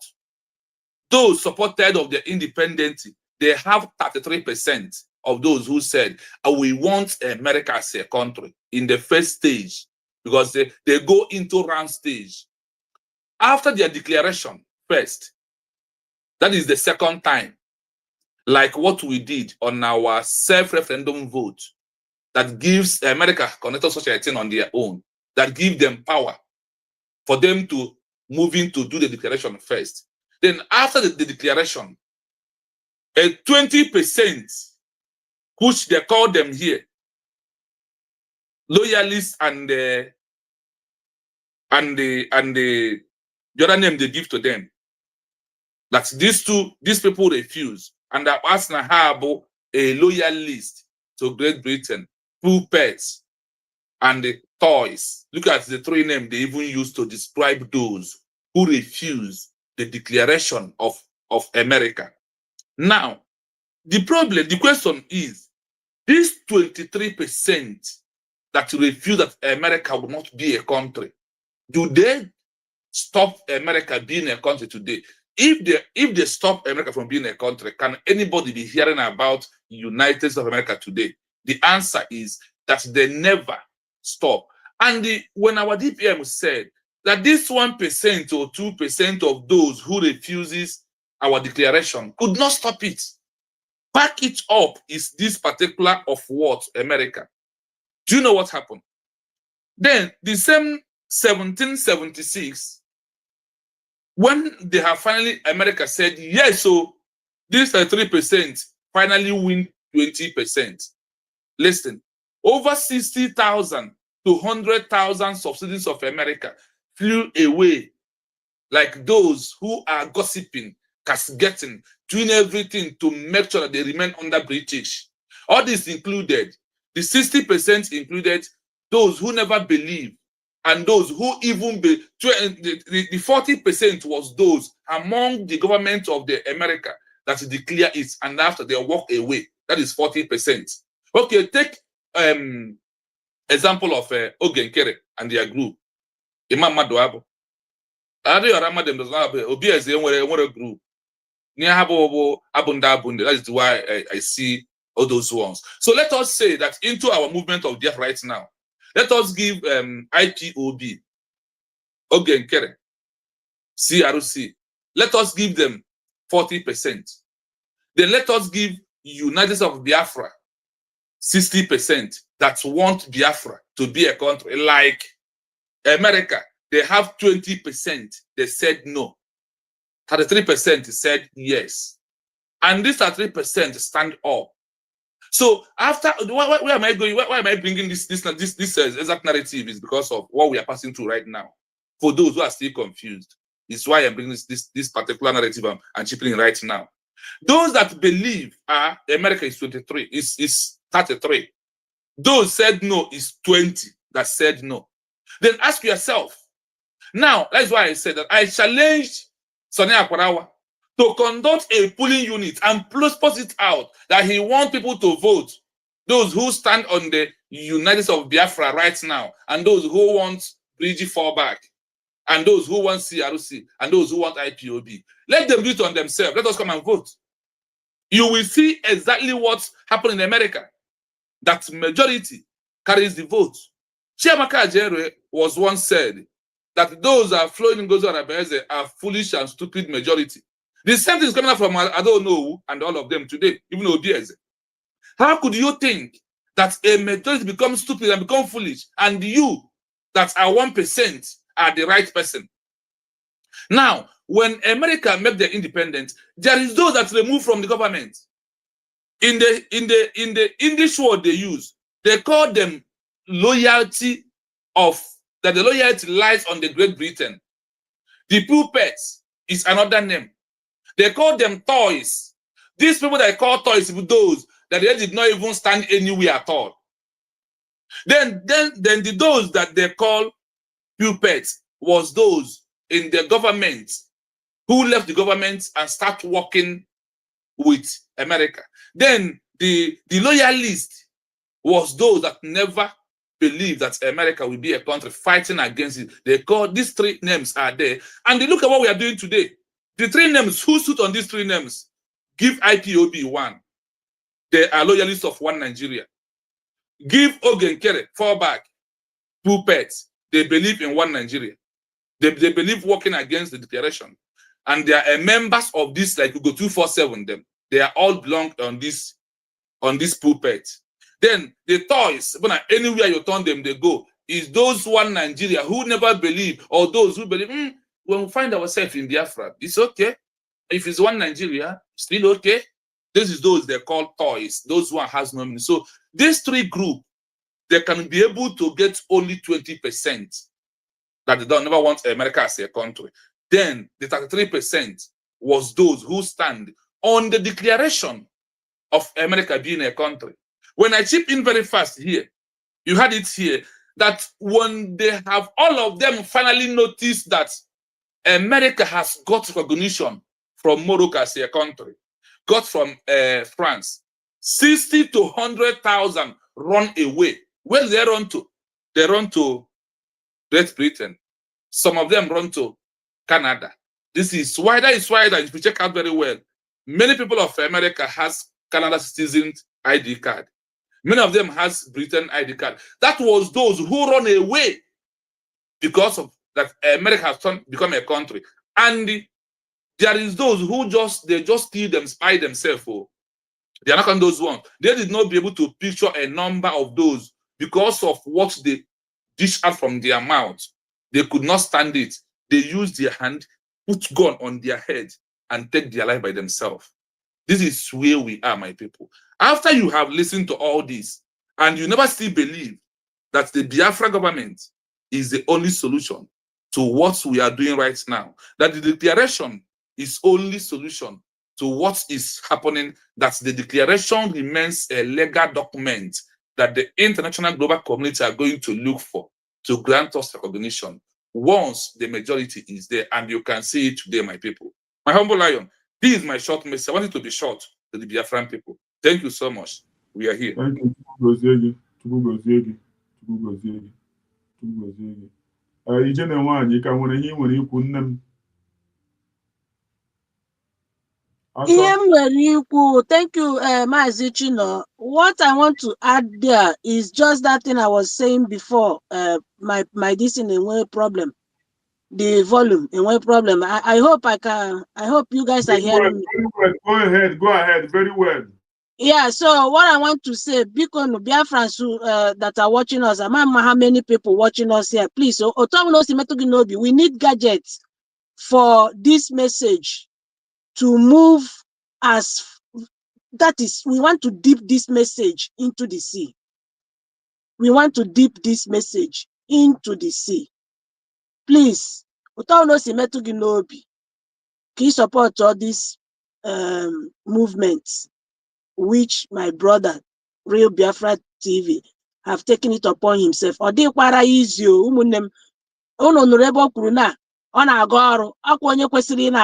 getting prepared to walk or overnight. Man, that time made this research. All brain na energy na apple. All brain madugejira hora na apple. So please, the little we can do now to support this message, to dip it inside the sea, or to support in any way you can, no matter how much. We have gotten some, but still, Mozube no zube, a buru gadget without equal. So we really need that gadget to spread this gospel. Koga very viral. I get to Mazi Simon Eba. Oh yeah, maybe this exposition. Thank goodness now somebody have risen up to take it from where Mazi Simon Eba stopped. So please let us help to get it done. Get it done the right way. Because we have done it to so many platforms. Let us do it this time. So because in any way you want this thing to be get to you, because I worry for your number, put here, somebody may take it and get back to you. Because Humble Lion. So you can put it on the comment section. Please. And then the number call will come happy to wrong number now. And then number come delegi and then number each other come to just collect this one right now. No, just drop and make I paste them. No need drop where a message here. Come drop them in an inbox now. I told them okay. the number.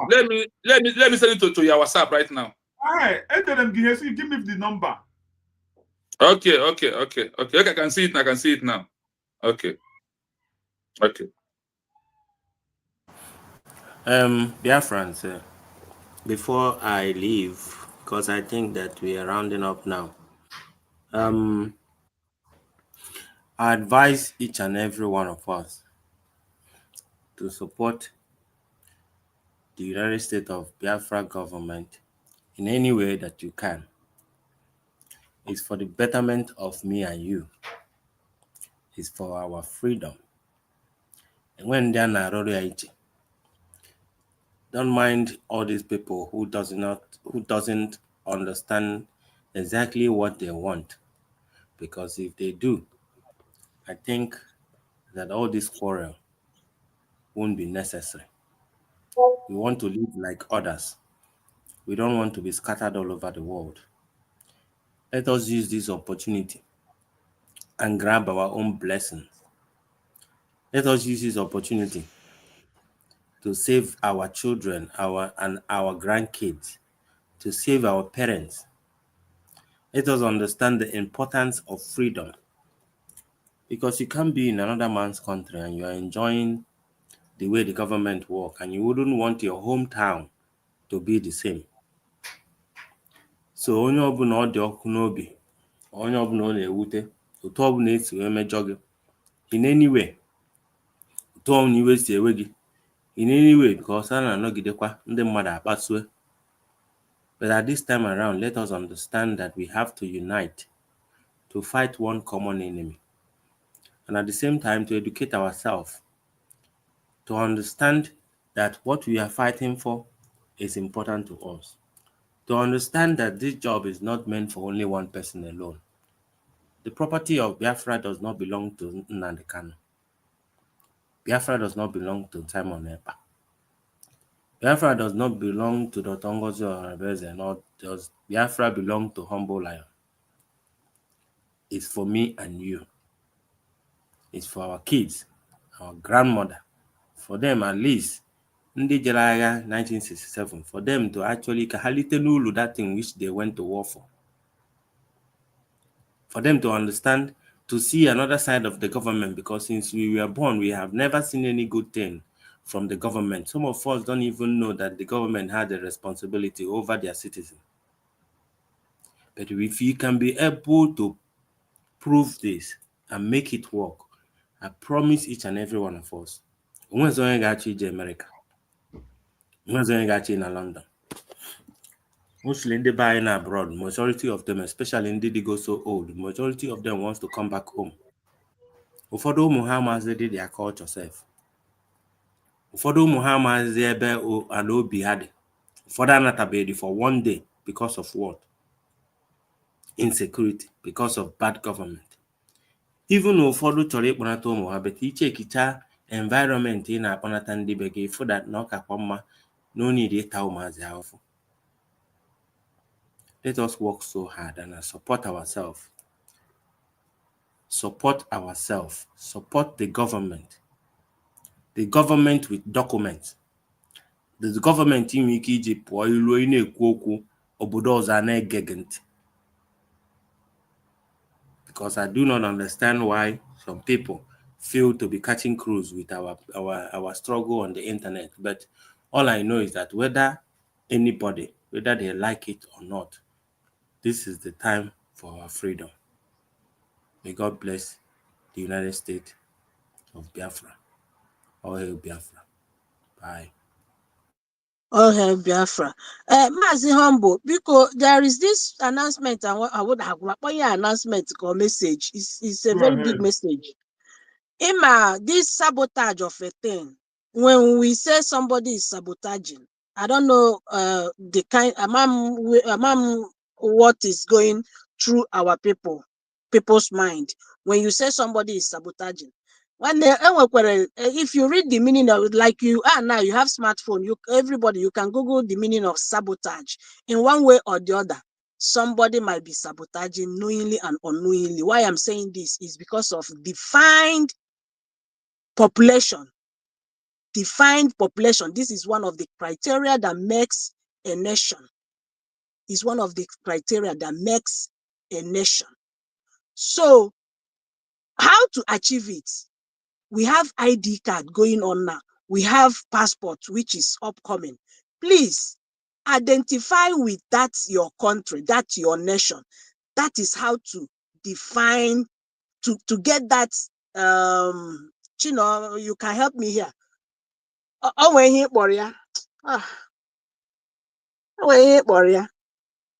it's a kind of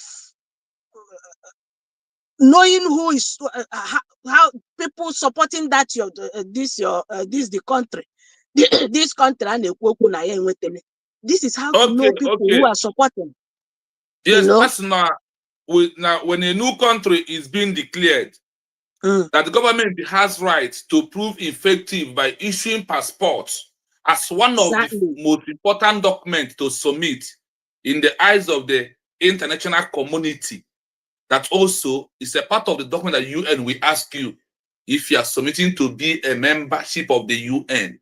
For you to not to be able to, if once you are not accepting to accept the card, you are sabotaging the new country. You are among those who never wanted to be a country.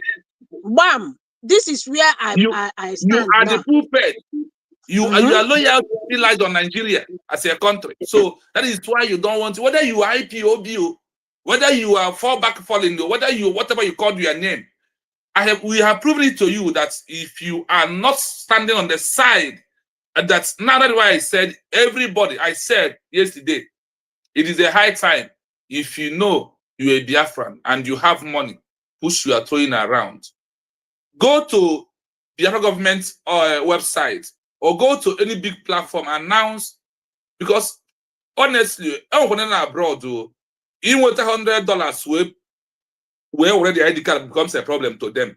And that is this is the truth. Make an announcement now.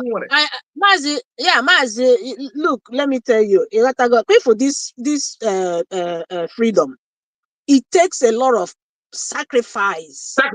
Yes. A lot of sacrifice. We are not saying you will do it immediately or gaga zuoshi mayor. No. Save towards that. Let it be in your mind that this is a necessity. A child of necessity.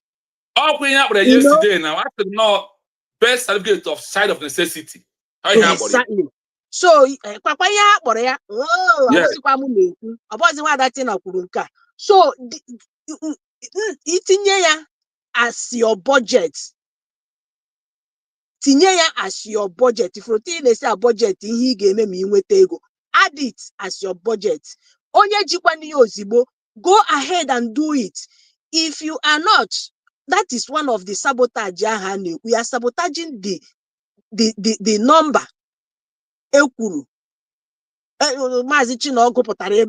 As a defined population. For a country declare their new country. You have to have a defined population. So how do we get this defined population?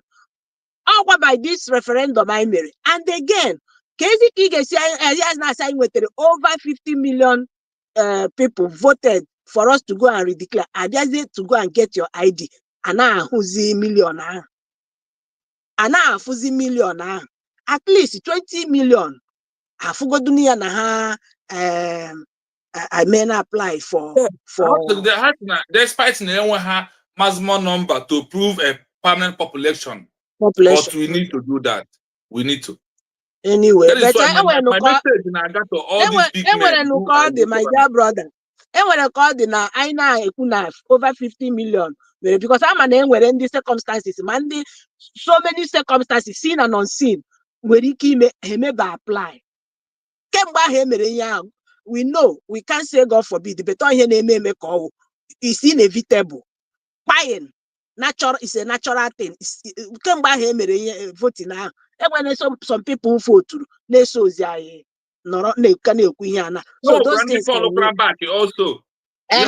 So we are not saying that millions will vote, but at least let us get a good number to show that this support, hungry for freedom, is a very powerful evidence to show in that UN,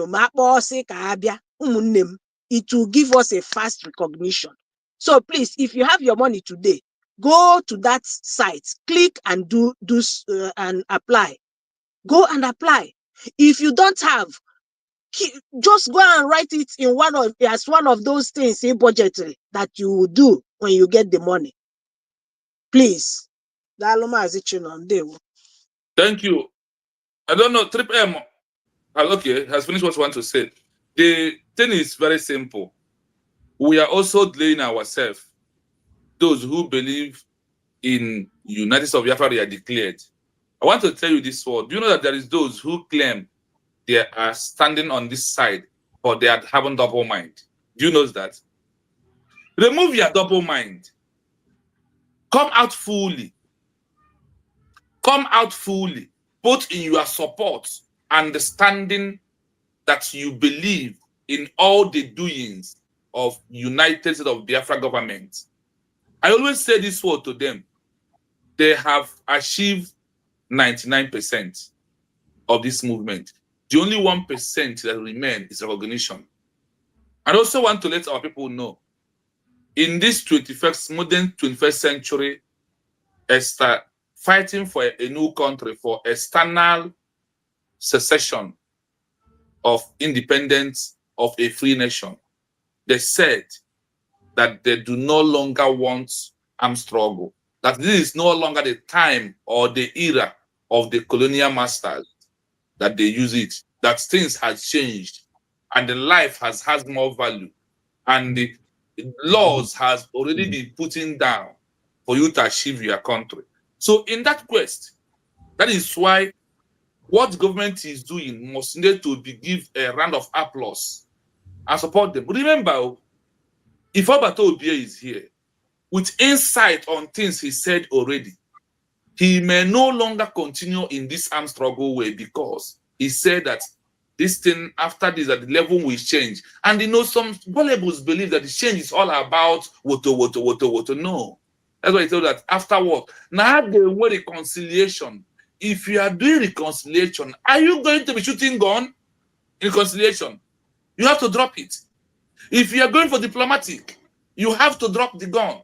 That is why Obato Obie knew, and he told us that the liberation of Biafra to become a sovereign state might take us time, but we are going to be there. Simple example of it. Namibia started in the year 1976. Namibia started. They end up fully 1990. How many years? From 1976 to 1990, how many years? This was after their declaration, or not along all the years of fighting South Africa for them to achieve their country. And I also want to tell you something here.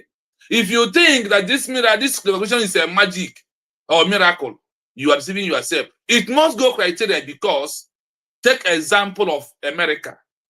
After their declaration, 1776, July the 4th, America stand a year and 6 months. There was no single recognition.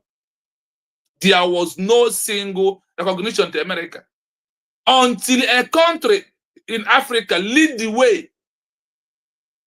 That is why today America give Morocco free visa movement into America because of what? Standing for that recognition first. That first recognition that draws France to come and join them and also help them. Remember, there is something. What is this man in Australia? What he said? He said, America recognize Biafra and give them equipment to go and defend their land and chase away ex-Nigeria military in our land. Exactly what France did in 1777, September 9/December 9. Go and check this history. They are there for us. That is why he told us that, yes, there is things we can talk, but when it's come to this movement, the game has changed beyond what we are thinking. The game has changed beyond some of our reasoning. That is the gospel truth. Because if you look at it in our own way, check where is IPOB. IPOB is that country, is that group, sorry, who are like people of Nigeria. Solidarity, protest, solidarity. Since I was born till this my age, or before I was born. But the question is, this solidarity, process of NSAS and all the protests, does it change anything in Nigeria? The answer is no, because you are doing one thing without trying to change. How could you be thinking that you have taken over 40 years, do one thing, and there was no achievement, there was no change, there was no other result, and you continuously doing that thing? That's what I told Pierre comes and find out that, oh, we have continuously doing solidarity, protesting, from wanting to Who is giving it to you without you taking the bold step? And what is the bold step? The bold step is the full declaration to prove that this is my point and this is where I'm heading to. This is what I want. It's like a man who wants to marry a woman without putting a date for the marriage. Can the marriage hold? Without putting a date and work hard to meet up that mandate of that particular date of the marriage, can the marriage hold? You must work for it. And for you to marry the lady, you got to pay money. You got to sacrifice a lot of things. That is the same thing. That is the road from one step to another step, to the final step. What is the final step? The two steps that are one, but one supersede one. Declaration, motara, recognition. But this recognition becomes number one at a time. Like when a father gives a birth to a mother that has a family. When the father are no longer there, what happened? The sons, the grandchildren becomes number one that make that particular family to still exist in the history of that family. That is where we are, my people. We must continue to stand on the declaration that leads recognition. How can you do this, my people? Believe you me, our I too know is too much. And our I too know is not leading us to anywhere. We must follow the yardstick. We must follow the template. We must follow all the criteria that has been there before us. We are not, if we are not following all these things, we are just deceiving ourselves. I want to assure you that no amount of rebel, no amount of those who are calling USB charger. The world said that those groups are loyalty of one Nigeria, two pets, and they are toys. They did not stop America. They did not stop Namibia. Namibia have 7 groups. Out of the 7, 4 was being sponsored by South Africa on their own. South Africa even creates a parallel government inside Namibia government in exile, like fallback bridge today. Like when Asad Dokubo and Owazurike form a de facto government in the homeland. Today, where is that de facto government of Asad Dokubo and Owazurike? Where are they?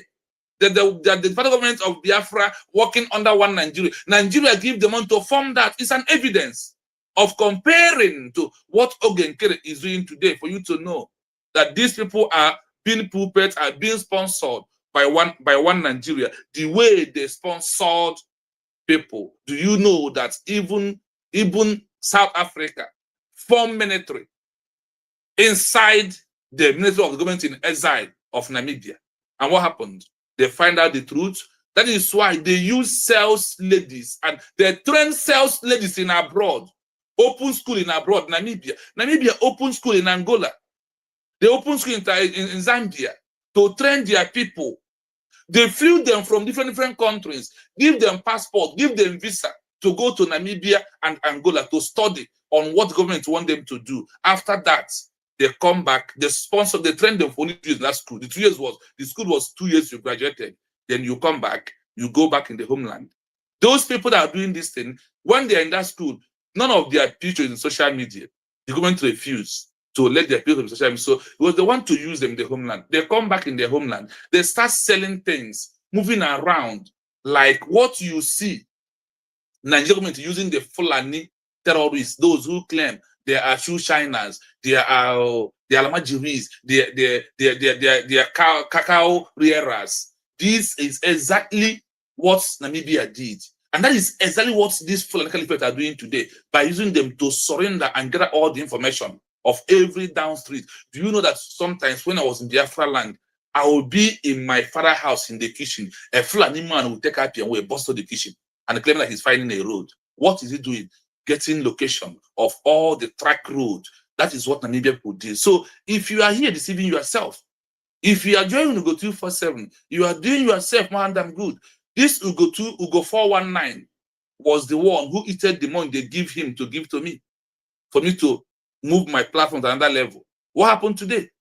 And look at someone like that who claims he knows all, why he knows nothing. And the only thing he can do, nwoke buzna mwanya na alụ ọgụ, nwoke ana na agba asịrị, Ugo 419 asịrị saloon. This time around to prove to you one has changed hand, something has happened. Dr. Agay becomes Eve, who deceived Adam in the Garden of Eden. Today, who Madam Agay becomes Eve that deceived Ugo 247. Oweri employees are Sirikwana or Nagaziri, na Taufu, Nekuyeri Umunem, Nkuyeri Ugo 247. Now all of them cannot stop us from getting recognition in the eyes of the international community, because they knew that once a new country being declared, Nage were rebel, Age were saboteurs, and that is the name they call them: loyalists, puppets, toys that they be turning around. After hereby you go. That is like Obia, who is wearing another Rama, is a toy. Anywhere the woman goes, she goes. It's a toy because she don't have one of our own. And that's also the other woman who is always calling and speaking like something I don't even know. Compared to I don't know and all of them, I don't know to tell us the history of America. He's even in California. Do you know that in California denied that America will not be a country in the first place after the declaration? Look at it here. California said no, that they don't want it. But what happened? That is where the woman is repeating the character of American people who say that America will not be a country. So if you look at all the evidence, you can see that the United States of your government is on the right track. Let us continue by supporting, by taking our ID card to proving that there is a population, supporting to prove there is a divine territory, to support to prove that there is effective government, to support to prove that we have the government has capacity to sign agreements with other countries in the world. That is why we must continue to support the government. In my last word, on Monday, 10 o'clock Biafran time, I have a debate on the platform of Obi-Wan with some of his people. Let us talk about why I think that supporting the United States of Biafra is the best way. That is the essence of this debate. So please wait for us on Monday, Biafran time, 10 o'clock morning. You may join us. Thank you so much, Mas Humble Lion. Thank you so much, Asatina, Triple M, and all of you. I greet you all. Thank you so much. I meet you from here. Thank you so much. Triple M, go ahead. Triple M, go ahead. Triple M. Triple M. Triple M, are you there? Triple M. All the call the busy. Marty, thank you so much. Yes, one name, I'm no, I feel like. Thank you so much, my brother. My bless you. brother. My brother, read Biafra TV. Ebe Chineke nọ, ihe niile kwere omume, o kwere omume. Ebe Chineke nọ, ihe niile kwere omume, o kwere omume. Ebe Chineke nọ, ihe niile kwere omume, o kwere omume. Ebe Chineke nọ, ihe niile kwere omume, o kwere omume, o kwere omume. Thank you so much, Biafra TV. Abụ asụ ebe Chineke nọ, ihe niile kwere omume. Ọ na-eme ka ọzara mịa mkpụrụ. Jehova na-emekwanụ ka orimiri gbaa n'ala ọkọrọ. Oge aha a na-ene anya wee eche na olileanya gwụrụ. Ọ bụ oge aha ka Jehova na-emere onwe ya aha. Ọkwa gị mere onwe ya aha. Ọ na-eme anyị nwa bụ mmadụ nwere ike anyị na-eche wee sị na hey, ike agwụgo na ụzọ anyị erugo n'isi njedebe, mana ya mara na ọ bụ oge ahụ ka ọ na-enye anyị the latest version of what we are doing today, despite all the challenges and what we've seen and what we've passed through. Anyị amaghị na ihe ọbụla mgbe ọbụla oge ihe ruru ka ọ ga-eme. My sister Asatina si our brother Biafra TV bịara mgbe a chọrọ ya. Ọ Jehova, ọ Chukwu na-eme ya maka na ụkwaru oge ya ọ daa. Maka na akwụkwọ nsọ anyị na-agụ nwere chapters, nwee verses. Nke ọbụla eruru oge nke ya eme ya, nke ọbụla eruru nke ya eme ya. Ọ bụ na ekpuli echiche anyị azụ, anyị ga-afụ ebe anyị bidoro. Oge awalide Maazị Nnamdi Kanu ya na-anọ ọgụ ọ na-anọ na-ene anya ma enwere onye nwere the same vision, onye nwere nwa na-epushi ya, enwe onye nwere ya ọ dị afọ. Ndị niile gbara okirikiri abụrụ ndị endless agitators na-achọghị ka let's keep it at an equilibrium stage. Let the money be coming. That makes our leader Maazị Kaloji n'anya n'iru n'anya n'azụ. So no, nwoke agwụna. N'anya n'iru n'anya n'azụ nwe nwoke ọ fụrụ na ihe ọhụrụ ndị yi skate. I need men, our leader echoed. And the stupid people, they never bother to ask themselves, why is it Onyendu shouting, I need men? Are we not human beings? They don't care. These are fools. Our leaders have talked, preached. They are not even interested on all his messages. They are not interested on all his preachers. All they focus on is that money, gonna be. That is where they focused on. Man, onye bụ ihe agwọghị na ike agwụna ya, o need reaction. Listen, ya sizie ya wụgodo ọgụ na mma ka anyị ji ga confront ndị iro anyị. Ya na-ekwu okwu, we shall move. Ndị o ji gbo nwoke ike na-achị ya ọchị, nwoke ma maka ihe ọ na-akọ. Ya zọọ one step forward, ha dọla ya azụ 5 steps. The same thing I bịakwa na side our PM. Thank you so much, my brother, because this thing you are doing is God that position you at this particular time, position you at this particular place, because God really know that this time will come. Ya ka nji go ebe ahụ ngwụrụ si ihe niile kwuru omume ebe Jehova nọ. Now look at all these mediocres that has been gallivanting, talking all manner of rubbish. Let them come out when they bring up their argument. They should give us a citation to back up their argument. hanya ye ebe ga chọọ ihe ha na-eme gwa isi lekwe ndị mere na otu ahụ na ọwụta ka mee ya but they will keep on telling you they are the right channel. DOS once said it. We are the right channel. Today, where are they? The same people that fought them have turned back again today to fight that same thing that they fought to protect yesterday.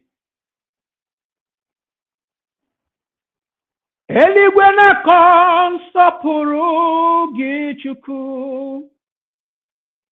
Elu ụwa na-akọ akụkọ bụ gbama gị onye nwe mee ọrụ aka gị ka bara igwe na-egosi ọrụ aka gị ka bara igwe na-egosi ụwa niile marawo n'ịdị mma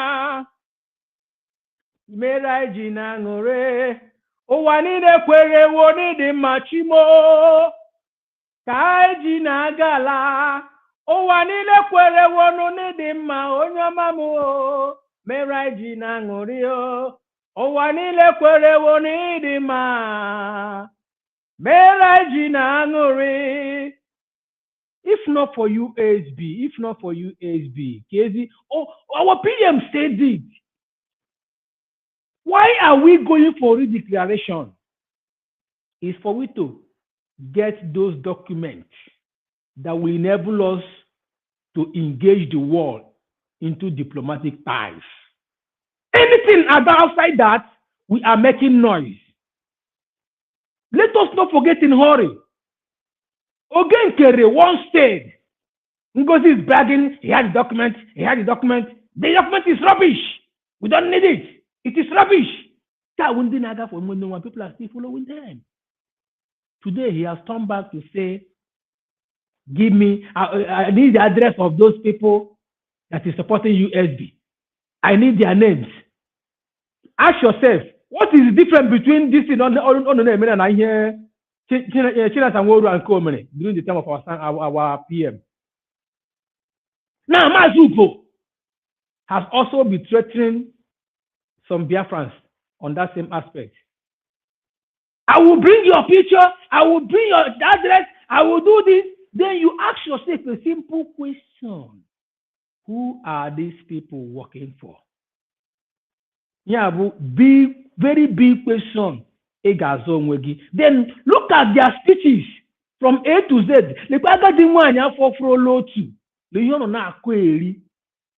Tell me, what does that woman have to give you, Biafra? Has she said any sensible thing that will convince you to support them? Rather to bring money. We have challenged them once again.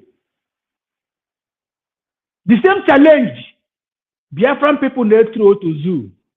Zoo will always come out to say, even the people that claim that they are fighting for their freedom, they are also killing the people they are fighting for their freedom. And the people they are fighting for freedom say they don't want their freedom. They don't want it.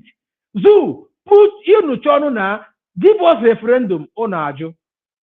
Ajilaka Imeya. We are no longer begging you guys on that. Now, Bakarawa, Okengbeneo, Adokoko, and the Mamma and their co-hosts. One day, guys, you get no online voting. We don't know my IPO. In fact, you are five. Let people vote. Let's know who is who. Today is our fundraising. Remember, the site is open 24/7, my people. Support your government. If you have not applied for your ID, I have applied my own. I have applied. Just that ours, when they send it, according to our my admin, he traveled then. They sent it. He wasn't in town. Then the mail was sent back. So when he came back, now he's still making an application for them to resend it back again. I have, because I will be among the first people that will apply for my international passport once it comes out. That's the opportunity. The same way I did to the ID card, I will do the same as well. Because as we speak now, for over 3 years now, my Zoom passport may expire. I'm not born as we speak. So I don't want to even look at it. I am waiting for Biafra passport. My people, when you ask all these people that is saying, what are you doing? The UN have not recognized you. You are calling yourself a government. Have you recognized yourself? You say you want freedom, isn't it? You say yes. We have really declared. Thank God, 99.9% of Biafrans supported the declaration, which all these criminals now, we are part of it. We went and redeclared it. Have you recognized that particular declaration? You have not recognized yourself, and you want another person to recognize you. Mad people everywhere. Mad people everywhere. We